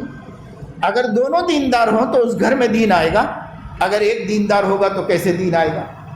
حضرت مولانا احتشام الحق تھانوی رحمۃ اللہ علیہ تھے، بڑے زبردست خطیب تھے، انہوں نے ایک دفعہ تمل ناڈو میں ایک گفتگو میں فرمایا کہ میرا معمول یہ ہے کہ میں داڑھی کی اہمیت کا بیان عورتوں میں کرتا ہوں، اور پردے کی اہمیت کا بیان مردوں میں کرتا ہوں، اور اس کی وجہ یہ ہے کہ جب مردوں کو پردہ کرنے کے لیے کہو تو وہ عذر کرتے نہیں، جب مردوں کو داڑھی رکھنے کے لیے کہو تو وہ عورتوں کا بہانہ کرتے ہیں، اور جب عورتوں کو پردہ کرنے کے لیے کہو تو وہ مردوں کا بہانہ کرتے ہیں۔ اس لیے وہاں الگ بیان کرتا ہوں، یہاں الگ بیان کرتا ہوں، تاکہ ان کے دل میں اس کی اہمیت آئے اور ان کے دل میں اس کی اہمیت آئے۔ بہرحال خلاصہ یہ ہے ان تمام باتوں کا کہ میرے دوستوں اور بزرگوں، ہم لوگ جب تک کبائر سے بچنے کا اہتمام نہیں کریں گے، اللہ کی رحمت کے حقدار نہیں۔ بڑے بڑے گناہوں سے بچنے کا اہتمام کیجیے، اور نمبر 2، بڑے بڑے گناہوں سے بچنا جب ہی ممکن ہوگا جب کہ آپ کو بڑے گناہ کیا ہے اس کا پتہ چل جائے، اور جب بڑے گناہوں کا پتہ چلے گا، میں سمجھتا ہوں اس مجمع کی اکثریت وہ ہے جو گناہ کرنا نہیں چاہتی، مگر نہیں معلوم ہے، اس لیے بہت سے گناہ کر رہے ہیں، اور معلوم ہے کہ گناہ ہے مگر بڑا ہے یہ نہیں معلوم ہے۔ اس لیے جب علم حاصل کرو گے تو پھر آپ کو اس سے نفرت پیدا ہو جائے گی، اور بڑے گناہوں سے بچنا آسان ہو جائے گا۔ اس کے لیے جد و جہد کرنی چاہیے، فکر کرنی چاہیے، علم حاصل کیجیے۔ ہفتے میں 1 دن 1 گھنٹہ، بس جس دن آپ کو چھٹی ہو 1 گھنٹہ، ہفتے میں 1 دن 1 گھنٹے کے لیے کسی بھی عالم کے پاس جا کر بیٹھیے، جو پوچھنا ہے پوچھ لیجئے، اور کچھ سننا ہے ان سے سن لیجئے۔ کچھ باتیں وہ اپنی طرف سے بتا دیں، اور کچھ باتیں ہمارے پوچھنے کی بھی ہوتی ہیں تو ہم خود پوچھ لیں، اس طرح آپ کو رفتہ رفتہ 1 سال میں اتنا علم آئے گا کہ آپ خود حیرت کریں گے کہ الحمدللہ اتنی معلومات دین کی مجھے ہو گئی، اور پھر اس کی برکت سے عملی زندگی میں بھی تبدیلی آئی۔ نہیں تو پھر عمر بھر جہالت میں نکل جائے گی، پتہ نہیں چلے گا۔ لوگ مرتے وقت پتہ چلا کہ صاحب ہم اتنی بڑی غلطی میں مبتلا تھے، اور چلو مرنے سے پہلے بھی پتہ چل جائے تو غنیمت۔ مگر جو علماء سے نہیں ملتا، جو علماء کی صحبت میں نہیں بیٹھتا، جو علماء سے محبت و تعلق نہیں رکھتا، اس کو مرنے سے پہلے بھی کیسے پتہ چلے گا؟ مرنے تک بھی پتہ نہیں چلے گا اس کو۔ اس لیے سرور عالم صلی اللہ علیہ وسلم نے ارشاد فرمایا، کن عالما او متعلما او مستمعا لهم او محبا لهم ولا تکن خامسا فتہلک۔ حضور علیہ السلام نے فرمایا کہ دیکھو، یا تو عالم بنو، عالم نہیں بن سکتے تو طالب علم بنو، طالب علم بھی نہیں بن سکتے تو علماء کی باتیں سننے والے بنو، وہ بھی نہیں کر سکتے تو کم سے کم ان سے محبت رکھا کرو، اگر وہ بھی نہیں کر سکتے تو 5ویں مت بنو، برباد ہو جاؤ گے، تباہ ہو جاؤ گے۔ 5ویں مت بنو۔ آج ہم 5ویں بنے ہوئے ہیں، مخالفین علماء، ان کو بدنام کرنے والے، ان کو رسوا کرنے والے، ان کی زندگیوں میں کیڑے نکالنے والے اور ان کی پگڑیاں اچھالنے والے، یہ ہم 5ویں بنے ہوئے ہیں، 4 میں سے کسی میں بھی نہیں ہم، ہماری اکثریت ایسی بن گئی۔ اور اللہ کے نبی فرمانے 5ویں مت بنو، 5ویں ہلاک ہی ہو جاؤ گے بس۔ اس لیے دوستی کیجیے، تعلق بڑھائیے، آپ کو کوئی نذرانہ لے جانے کی ضرورت نہیں، آپ کو اپنی کمائی ان پہ خرچ کرنے کی ضرورت نہیں، وہ آپ کی دنیا کے محتاج نہیں ہے، وہ آپ کی دنیا کے نظر رکھے ہوئے نہیں ہے، آپ کو اس کی ضرورت نہیں ہے۔ کسی اللہ کے بندے کو اللہ پاک توفیق دے کہ وہ کسی عالم دین کی اپنے دل خوشی سے خدمت کرے، وہ اس کی سعادت کی بات ہے، لیکن اس پہ موقوف نہیں ہے کہ آپ ان سے فائدہ اٹھائیں، آپ ان سے فائدہ اٹھائیے۔ ایک عظیم محدث گزرے ہیں، ہبۃ اللہ ابن المبارک رحمہ اللہ، ایک عبداللہ ابن مبارک محدث ہیں، ایک قاضی ہبۃ اللہ ابن المبارک بڑے محدث گزرے ہیں، ان کو بہت حدیثیں معلوم تھیں، دور دور سے لوگ ان سے حدیث کا علم حاصل کرنے کے لیے آتے تھے۔ جب ان کے پاس علم حدیث حاصل کرنے کے لیے ایک قافلہ آیا تو انہوں نے کہلا کے بھیجا کہ ہم آپ سے حدیثیں سننا چاہ رہے ہیں جو حدیثیں آپ تک پہنچی ہیں۔ تو گھر میں بلا لیا۔ جب وہ گھر میں گئے تو داخل ہونے کے ساتھ ہی اسلامی طریقہ تو یہ ہے کہ آنے والے مہمانوں کا اکرام و اعزاز کیا جاتا ہے، تو وہ کھڑے ہوئے نہیں تھے، بیٹھے ہوئے تھے۔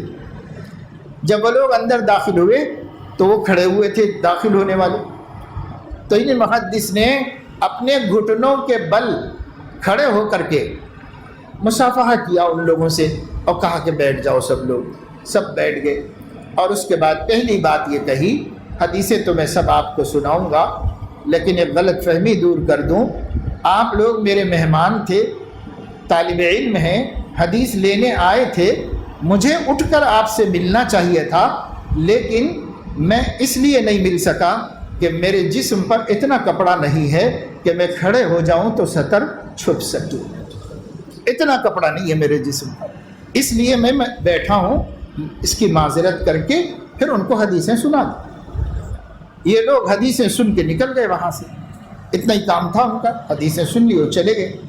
پھر انہوں نے آپس میں سوچا، اتنا بڑا محدث، ہم اتنی دور سے سفر کر کے آئے، اتنا غریب ہے کہ کپڑے کھڑے ہونے کے لائق بھی نہیں ہے، اتنی بڑی چادر بھی نہیں ہے اس کے پاس، تو ہم کو چاہیے کہ بھائی کوئی خدمت کرنا چاہیے۔ سب نے مل کر کے کچھ درہم اکٹھے کیے، وہ بھی مسافر تھے، زیادہ نہیں دے سکتے تھے، لیکن چند درہم اکٹھے کیے اور وہ درہم کی ایک تھیلی میں ڈالا اور دروازے پہ دستک دی۔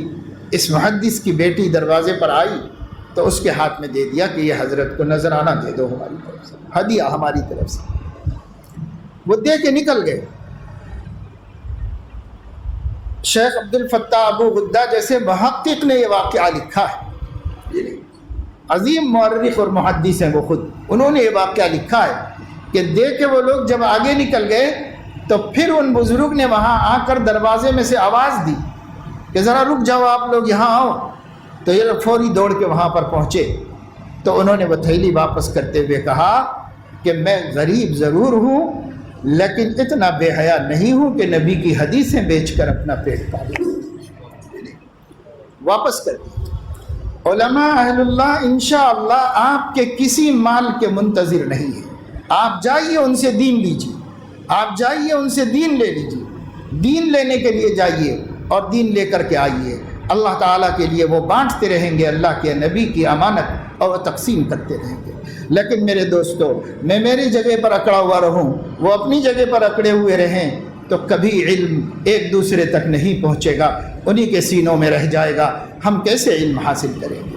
ہم علم حاصل کرنے کے لیے اپنے کو جھکائیں۔ پانی ادھر ہی جاتا ہے جدھر زمین نشیب میں ہوتی ہے، جہاں زمین سر اٹھائی ہوئی ہوتی ہے پانی سائڈ سے نکل جاتا ہے۔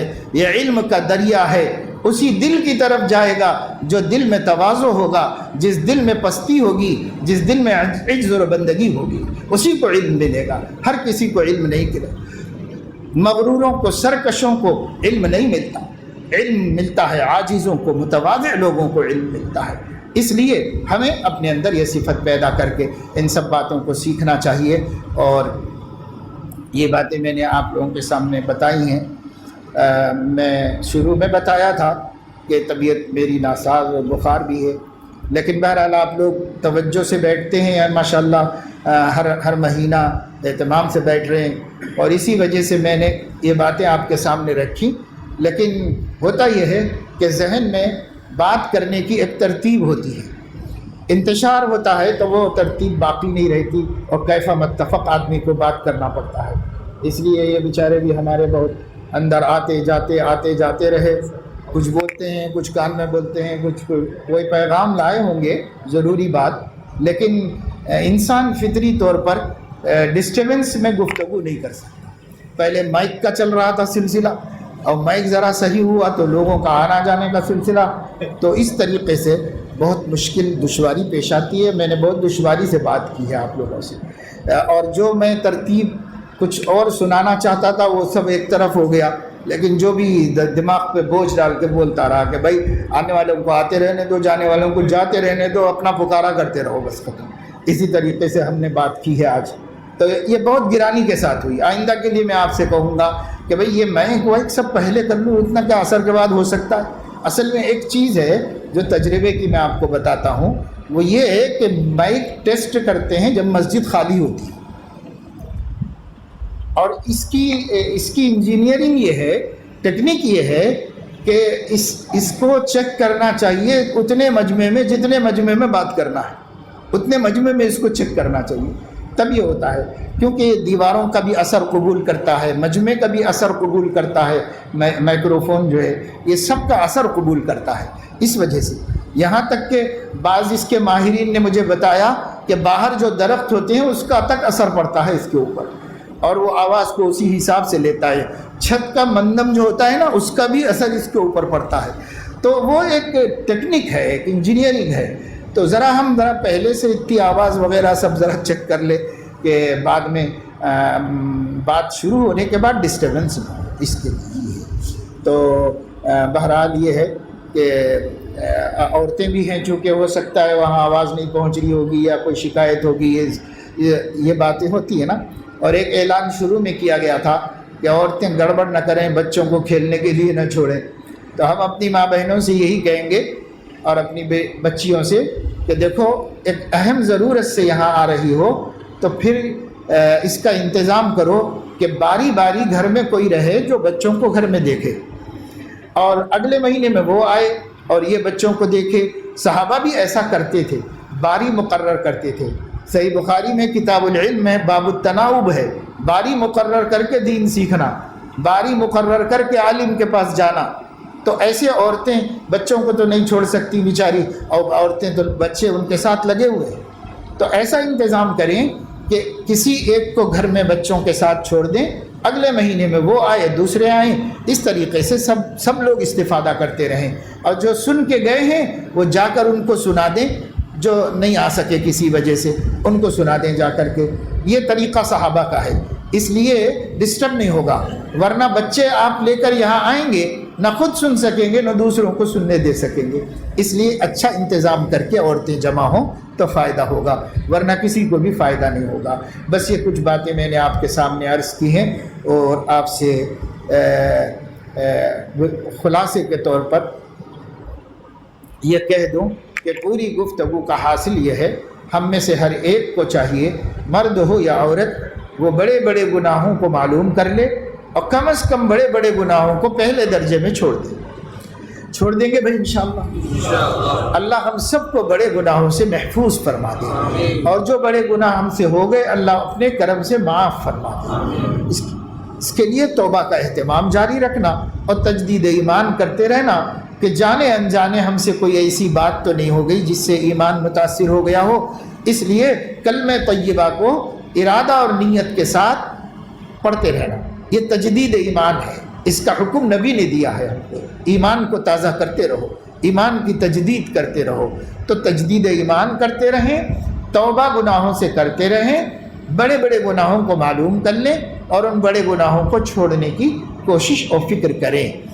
میں نے چونکہ ایک عرصے سے بہت سے مسلمان بھائی، نوجوان اور بڑے اور بزرگ اور عورتیں ہم سے وابستہ ہیں اور پروگرام میں حیدرآباد جمع ہوتے رہتے ہیں، یہ باتیں ہر وقت بیان ہوتی رہتی ہیں، اس لیے میں نے اس کا ایک چارٹ بنا دیا تھا جس میں گناہ، صرف گناہ لکھے تھے، گناہ کا نام، بس یہ گناہ، نمبر 1، نمبر 2، نمبر 3، نمبر 4، یہ گناہ گناہ گناہ یہ گناہ پورے، تو وہ لکھا ہوا ہے، چارٹ چھپا ہوا ہے اور ملتا ہے حیدرآباد میں۔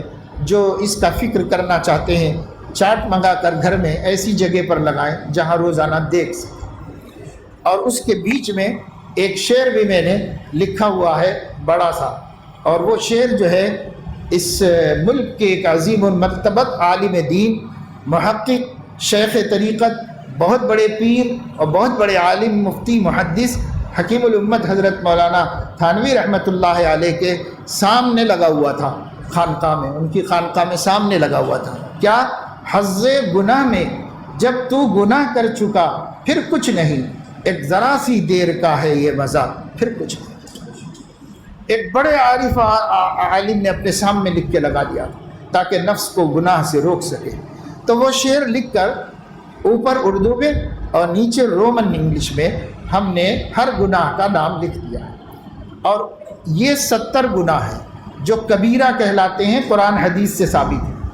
ان 70 گناہوں کے چارٹ کے علاوہ انہیں مظلمات ظاہری کے نام سے، یعنی انسان کے ظاہر کو اندھیرا بنانے والے اور اللہ سے دور کرنے والے اعمال کے نام سے چھوٹی سی کتاب، اس میں آیتیں اور حدیثیں بھی ہیں تاکہ ہمیں حق الیقین کے درجے میں معلوم ہو جائے کہ یہ گناہ ہے۔ سب آیتیں حدیثیں اس کے تحت میں لکھ دی گئی ہیں، وہ بھی موجود ہے، تو وہ بھی جو حاصل کرنا چاہیں تو کریں۔ ابھی یہ جو سنائے گئے تھے منورات باطنی، دل کو روشن کرنے والے اعمال، اس کا کام چل رہا ہے، لیکن دل کو اندھیرا کرنے والے اعمال، یہ کتاب بھی چھپ چکی ہے، اس کو بھی پڑھ کر کے سمجھیں ایک ایک بری صفت اپنے اندر سے کیسے نکالنا ہے۔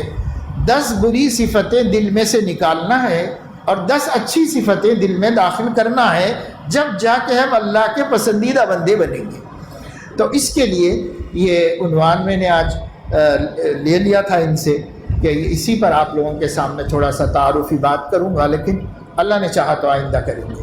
اس وقت یہ چند باتیں جو آپ کے سامنے کیفا متفق آ گئی ہیں، ان باتوں کو اللہ قبول فرما لے۔ یہ مذاکرہ ہم سب کے لیے ضروری ہے۔ اللہ تعالی ہم سب کو فکر آخرت نصیب فرمائے، مرنے کے بعد کی زندگی کی مرنے سے پہلے تیاری کر لینے کی توفیق عطا فرمائے۔ جو غفلت، جو بزدلی، جو کم ہمتی ہم لوگوں پر طاری ہے، اللہ اپنے کرم سے اس کو ہمت اور حوصلے سے بدل دے۔ جس دن ہم باہمت ہو جائیں گے انشاءاللہ سب گناہ چھوڑ دیں گے۔ گناہ چھوڑنا کوئی مشکل کام نہیں، صرف ہمت کی ضرورت ہے۔ جب ہم ہمت کریں گے انشاءاللہ اللہ پاک آسان فرما دیں گے۔ آمین وآخر دعوانا الحمدللہ۔ اللہم صلی وسلم علی سیدنا نبینا وحبیبنا وشفیعنا ومولانا محمد وعلى آلہ واصحابہ وازواجہ واتباعہ افضل صلواتک وعدد معلوماتک برحمتک یا ارحم الراحمین۔ اللہم ربنا آتنا فی الدنیا حسنہ وفي الآخرة حسنة وقنا عذاب النار رب اغفر وارحم وأنت خير الراحمين لا إله إلا أنت سبحانك إني كنت من الظالمين توفني مسلما وألحقني بالصالحين برحمتك يا أرحم الراحمين اللهم أصلح لنا شأننا كله ولا تكلنا إلى أنفسنا طرفة عين اللهم أصلح لنا ديننا الذي هو عصمة أمورنا وأصلح لنا دنيانا التي فيها معاشنا وأصلح لنا آخرتنا التي إليها معادنا واجعل الحياة زيادة لنا في كل خير واجعل الموت راحة لنا من كل شر برحمتك يا أرحم الراحمين۔ اے اللہ اپنے کرم سے ہمارے گناہوں کو معاف فرما، ہماری خطاؤں لغزشوں کو درگزر فرما۔ اللہ آپ نے اپنے حبیب کے ذریعے اپنا دین بھیجا، آپ کے حبیب نے ہر قربانی کر کے، ہر ناقابل تصور قربانی برداشت کر کے اپنے آپ کے دین کو ہم تک پہنچایا۔ صحابہ کرام نے، علماء امت نے اس امانت کو ہم تک پہنچانے کا فریضہ ادا کر دیا۔ اے اللہ ہم نے ہی آپ کا دین نہ سیکھا، نہ جانا اور نہ اس پر عمل کرنے کی کوشش کی۔ اے مولا یہ ہمارا قصور ہے، اپنے کرم سے اس قصور کو معاف فرما دیجئے۔ اللہ ہم اپنے قصور کا اعتراف کرتے ہیں، معترف بندوں کو دنیا والے بھی معاف کرتے ہیں۔ کریموں کا تو کریم ہے اور رحیموں کا رحیم ہے۔ اے مولا ہم اقبالی مجرم ہیں، ہمارے اس جرم کو معاف فرما دیجئے، دین سیکھنے کی کوتاہیوں کو معاف فرما دیجئے۔ جو زندگی باقی ہے اپنے اپنے علاقے میں علماء کی قدر کرتے ہوئے ان سے دین سیکھ لینے کی توفیق عطا فرمائیے، اور اللہ جو دین ہم تک پہنچے اس دین پر مر مٹنے کی توفیق عطا فرمائیے۔ اللہ ہر گناہ کی نفرت ہمارے دل میں ڈال دیجئے، ہر گناہ سے بچنا آسان فرما دیجئے۔ اللہ آپ نے بڑا کرم فرمایا کہ بڑے بڑے گناہ بھی چھوڑ دو تو میں جنت میں داخل کر دوں گا۔ اللہ آپ وعدہ خلافی نہیں کرتے، ہم ہی وعدہ خلافی کر رہے ہیں۔ اے اللہ ہمیں بڑے بڑے گناہوں کو جان کر اور انہیں چھوڑ دینے کی توفیق نصیب فرما، سچی پکی توبہ کر لینے کی توفیق نصیب فرما۔ اے اللہ مجموعی طور پر آج ہم آپ کے گھر میں بیٹھ کر اپنے ہر گناہ سے سچی توبہ کرتے ہیں۔ اے اللہ ہم کفر سے جو انجانے میں ہو جائے، کسی شرک کی بات سے، کام سے، یا کسی نفاق کے عمل سے، اے اللہ اگر ہم سے انجانے میں ہو گیا، ہم آپ سے توبہ کرتے ہیں، رجوع کرتے ہیں، معافی مانگتے ہیں، ہر چھوٹے بڑے گناہ سے توبہ کرتے ہیں۔ اے مولا ہمارے گناہوں کو معاف کر دیجئے، دل کے اندھیرے کو ختم کر دیجئے، اپنی تجلی نازل کر کے ہمارے دلوں کو مصفہ مجلہ بنا دیجئے۔ اے اللہ ہمارے دلوں میں سے ہر قسم کی گندگی کو نکالنے کی فکریں کرنے کی توفیق عطا فرما دیجئے۔ اے اللہ ہمیں معلوم ہے کہ جب تک ہمارا دل پاک نہیں ہو جائے گا آپ کی پاک محبت نہیں آ سکے گی۔ اے اللہ دلوں کو پاک کرنے کی توفیق عطا فرمائیے، حسد سے، بغض سے، عناد سے، کینے کپٹ سے اور آپس میں قطع تعلق کرنے کے جرم سے اور ریاکاری سے اور سمعہ سے اور بہت سی برائیوں سے جو اللہ ہمارے دلوں کے اندر ہے، اپنے کرم سے ان کی اصلاح کرنے کی توفیق عطا فرمائیے، انہیں دور کرنے کی توفیق عطا فرمائیے۔ اے اللہ جو لوگ بندوں کی تربیت کر رہے ہیں ان لوگوں کی رہنمائی میں اپنے قلب کو مصفہ مجلہ بنا لینے کی توفیق عطا فرمائیے۔ اے اللہ ہر غرور سے، ہر استکبار سے اور ہر خوش فہمی سے ہماری حفاظت فرمائیے۔ اے اللہ جتنا آپ نے ہمیں دین کی توفیق دی ہے یہ آپ کا کرم ہے، اس کے شکر گزار رہتے ہوئے بقیہ دین کے لیے فکریں کرنے کی توفیق عطا فرمائیے۔ اے اللہ اس دین پر مضبوطی سے جمے رہتے ہوئے جو دین اب تک زندگی میں نہیں آیا اس دین کو زندگی میں لانے کے لیے فکریں کرنے کی توفیق عطا فرمائیے۔ اس کے لیے علماء ملت سے استفادہ کی توفیق نصیب فرمائیے۔ اے مولا ہم نے جو مانگا ہے وہ عطا فرمائیے، جو نہیں مانگ سکے اپنے کرم سے وہ بھی نصیب فرمائیے۔ اللہ حاضرین کے جملہ مقاصد حسنہ کی تکمیل فرمائیے اور جملہ پریشانیوں کو دور فرما دیجئے۔ اے اللہ اس شہر میں، اس ملک میں، پورے عالم میں امن و امان کو مقدر فرما دیجئے۔ اے اللہ ہماری ہی غفلتوں کی وجہ سے ہماری آنکھوں کے سامنے آپ کے حبیب کے دشمن زبان درازیاں کر رہے ہیں، گستاخیاں کر رہے ہیں۔ اے اللہ ہمارا اندر وہن پیدا ہو گیا، ہمارا ایمان کمزور ہو گیا، ہم خود اپنے دین کو اپنے ہاتھوں سے چھوڑ بیٹھے ہیں۔ اے اللہ ہماری غلطیاں یہاں تک لوگوں کو جری بنا دی ہیں۔ اے مولا کریم ہم اپنے گناہوں کا اقرار کرتے ہیں، نبی کے ساتھ بے وفائی کا اقرار کرتے ہیں۔ اے اللہ جو زندگی باقی ہے نبی کے ساتھ باوفا امتی بن کر رہنے کی توفیق عطا فرما، ہمارے اندر امت پن پیدا فرما۔ اللہ صحابہ کو جو اتباع و محبت آپ نے نصیب فرمائی تھی، ایک شمع اس کا ہمارے دلوں میں پیدا فرما۔ اے مولا کریم ہمیں بھی اپنے حبیب کی سچی محبت عطا فرما، ہمارے قلوب میں بھی اے اللہ اپنے کرم سے ان کو ان کی اتباع کا جذبہ نصیب فرما۔ اے مولا کریم ہر گناہ سے بچنا آسان فرما، بدعات سے، خرافات سے، رسومات سے، رواجوں سے بچ کر سنتوں پر زندگی گزارنے کی توفیق عطا فرما۔ اے اللہ ہر عمل سنت کے مطابق ہو جائے، اس کی توفیق نصیب فرما۔ بار الہ ہمیں دنیاوی آزمائشوں سے بھی محفوظ فرما، اے اللہ معاشی تنگی سے بھی محفوظ فرما۔ اے مولا کریم ہمارے بچے جو پڑھ رہے ہیں انہیں محنت سے پڑھنے کی توفیق عطا فرما، اعلیٰ ڈگریاں حاصل کرنے کی توفیق عطا فرما، بڑے بڑے منصبوں پر پہنچنے کا ان کے اندر شوق و فکر پیدا فرما۔ اے مولا کریم اور جو پڑھ چکے ہیں انہیں اچھی نوکریاں عطا فرما، اے اللہ جو بزنس کر رہے ہیں انہیں خوب برکت نصیب فرما، اور انہیں شریعت و سنت جان کر اس کے مطابق بزنس کرنے کی توفیق نصیب فرما۔ اے مولا کریم ہمارے کاشتکاروں کی کاشت میں برکت نصیب فرما، ہر نقصان خسران سے حفاظت فرما، اللہ مزدوروں کی مزدوری میں برکت نصیب فرما۔ اے مولا کریم ہم سب کو اس دنیا میں بھی عزت نصیب فرما اور مرنے کے بعد بھی عزت نصیب فرما۔ اے اللہ ہمیں موت کی تیاری موت سے پہلے کر لینے کی توفیق عطا فرما۔ وصلی اللہ تعالی علی خیر خلقہ سیدنا محمد وعلی آلہ وصحبہ۔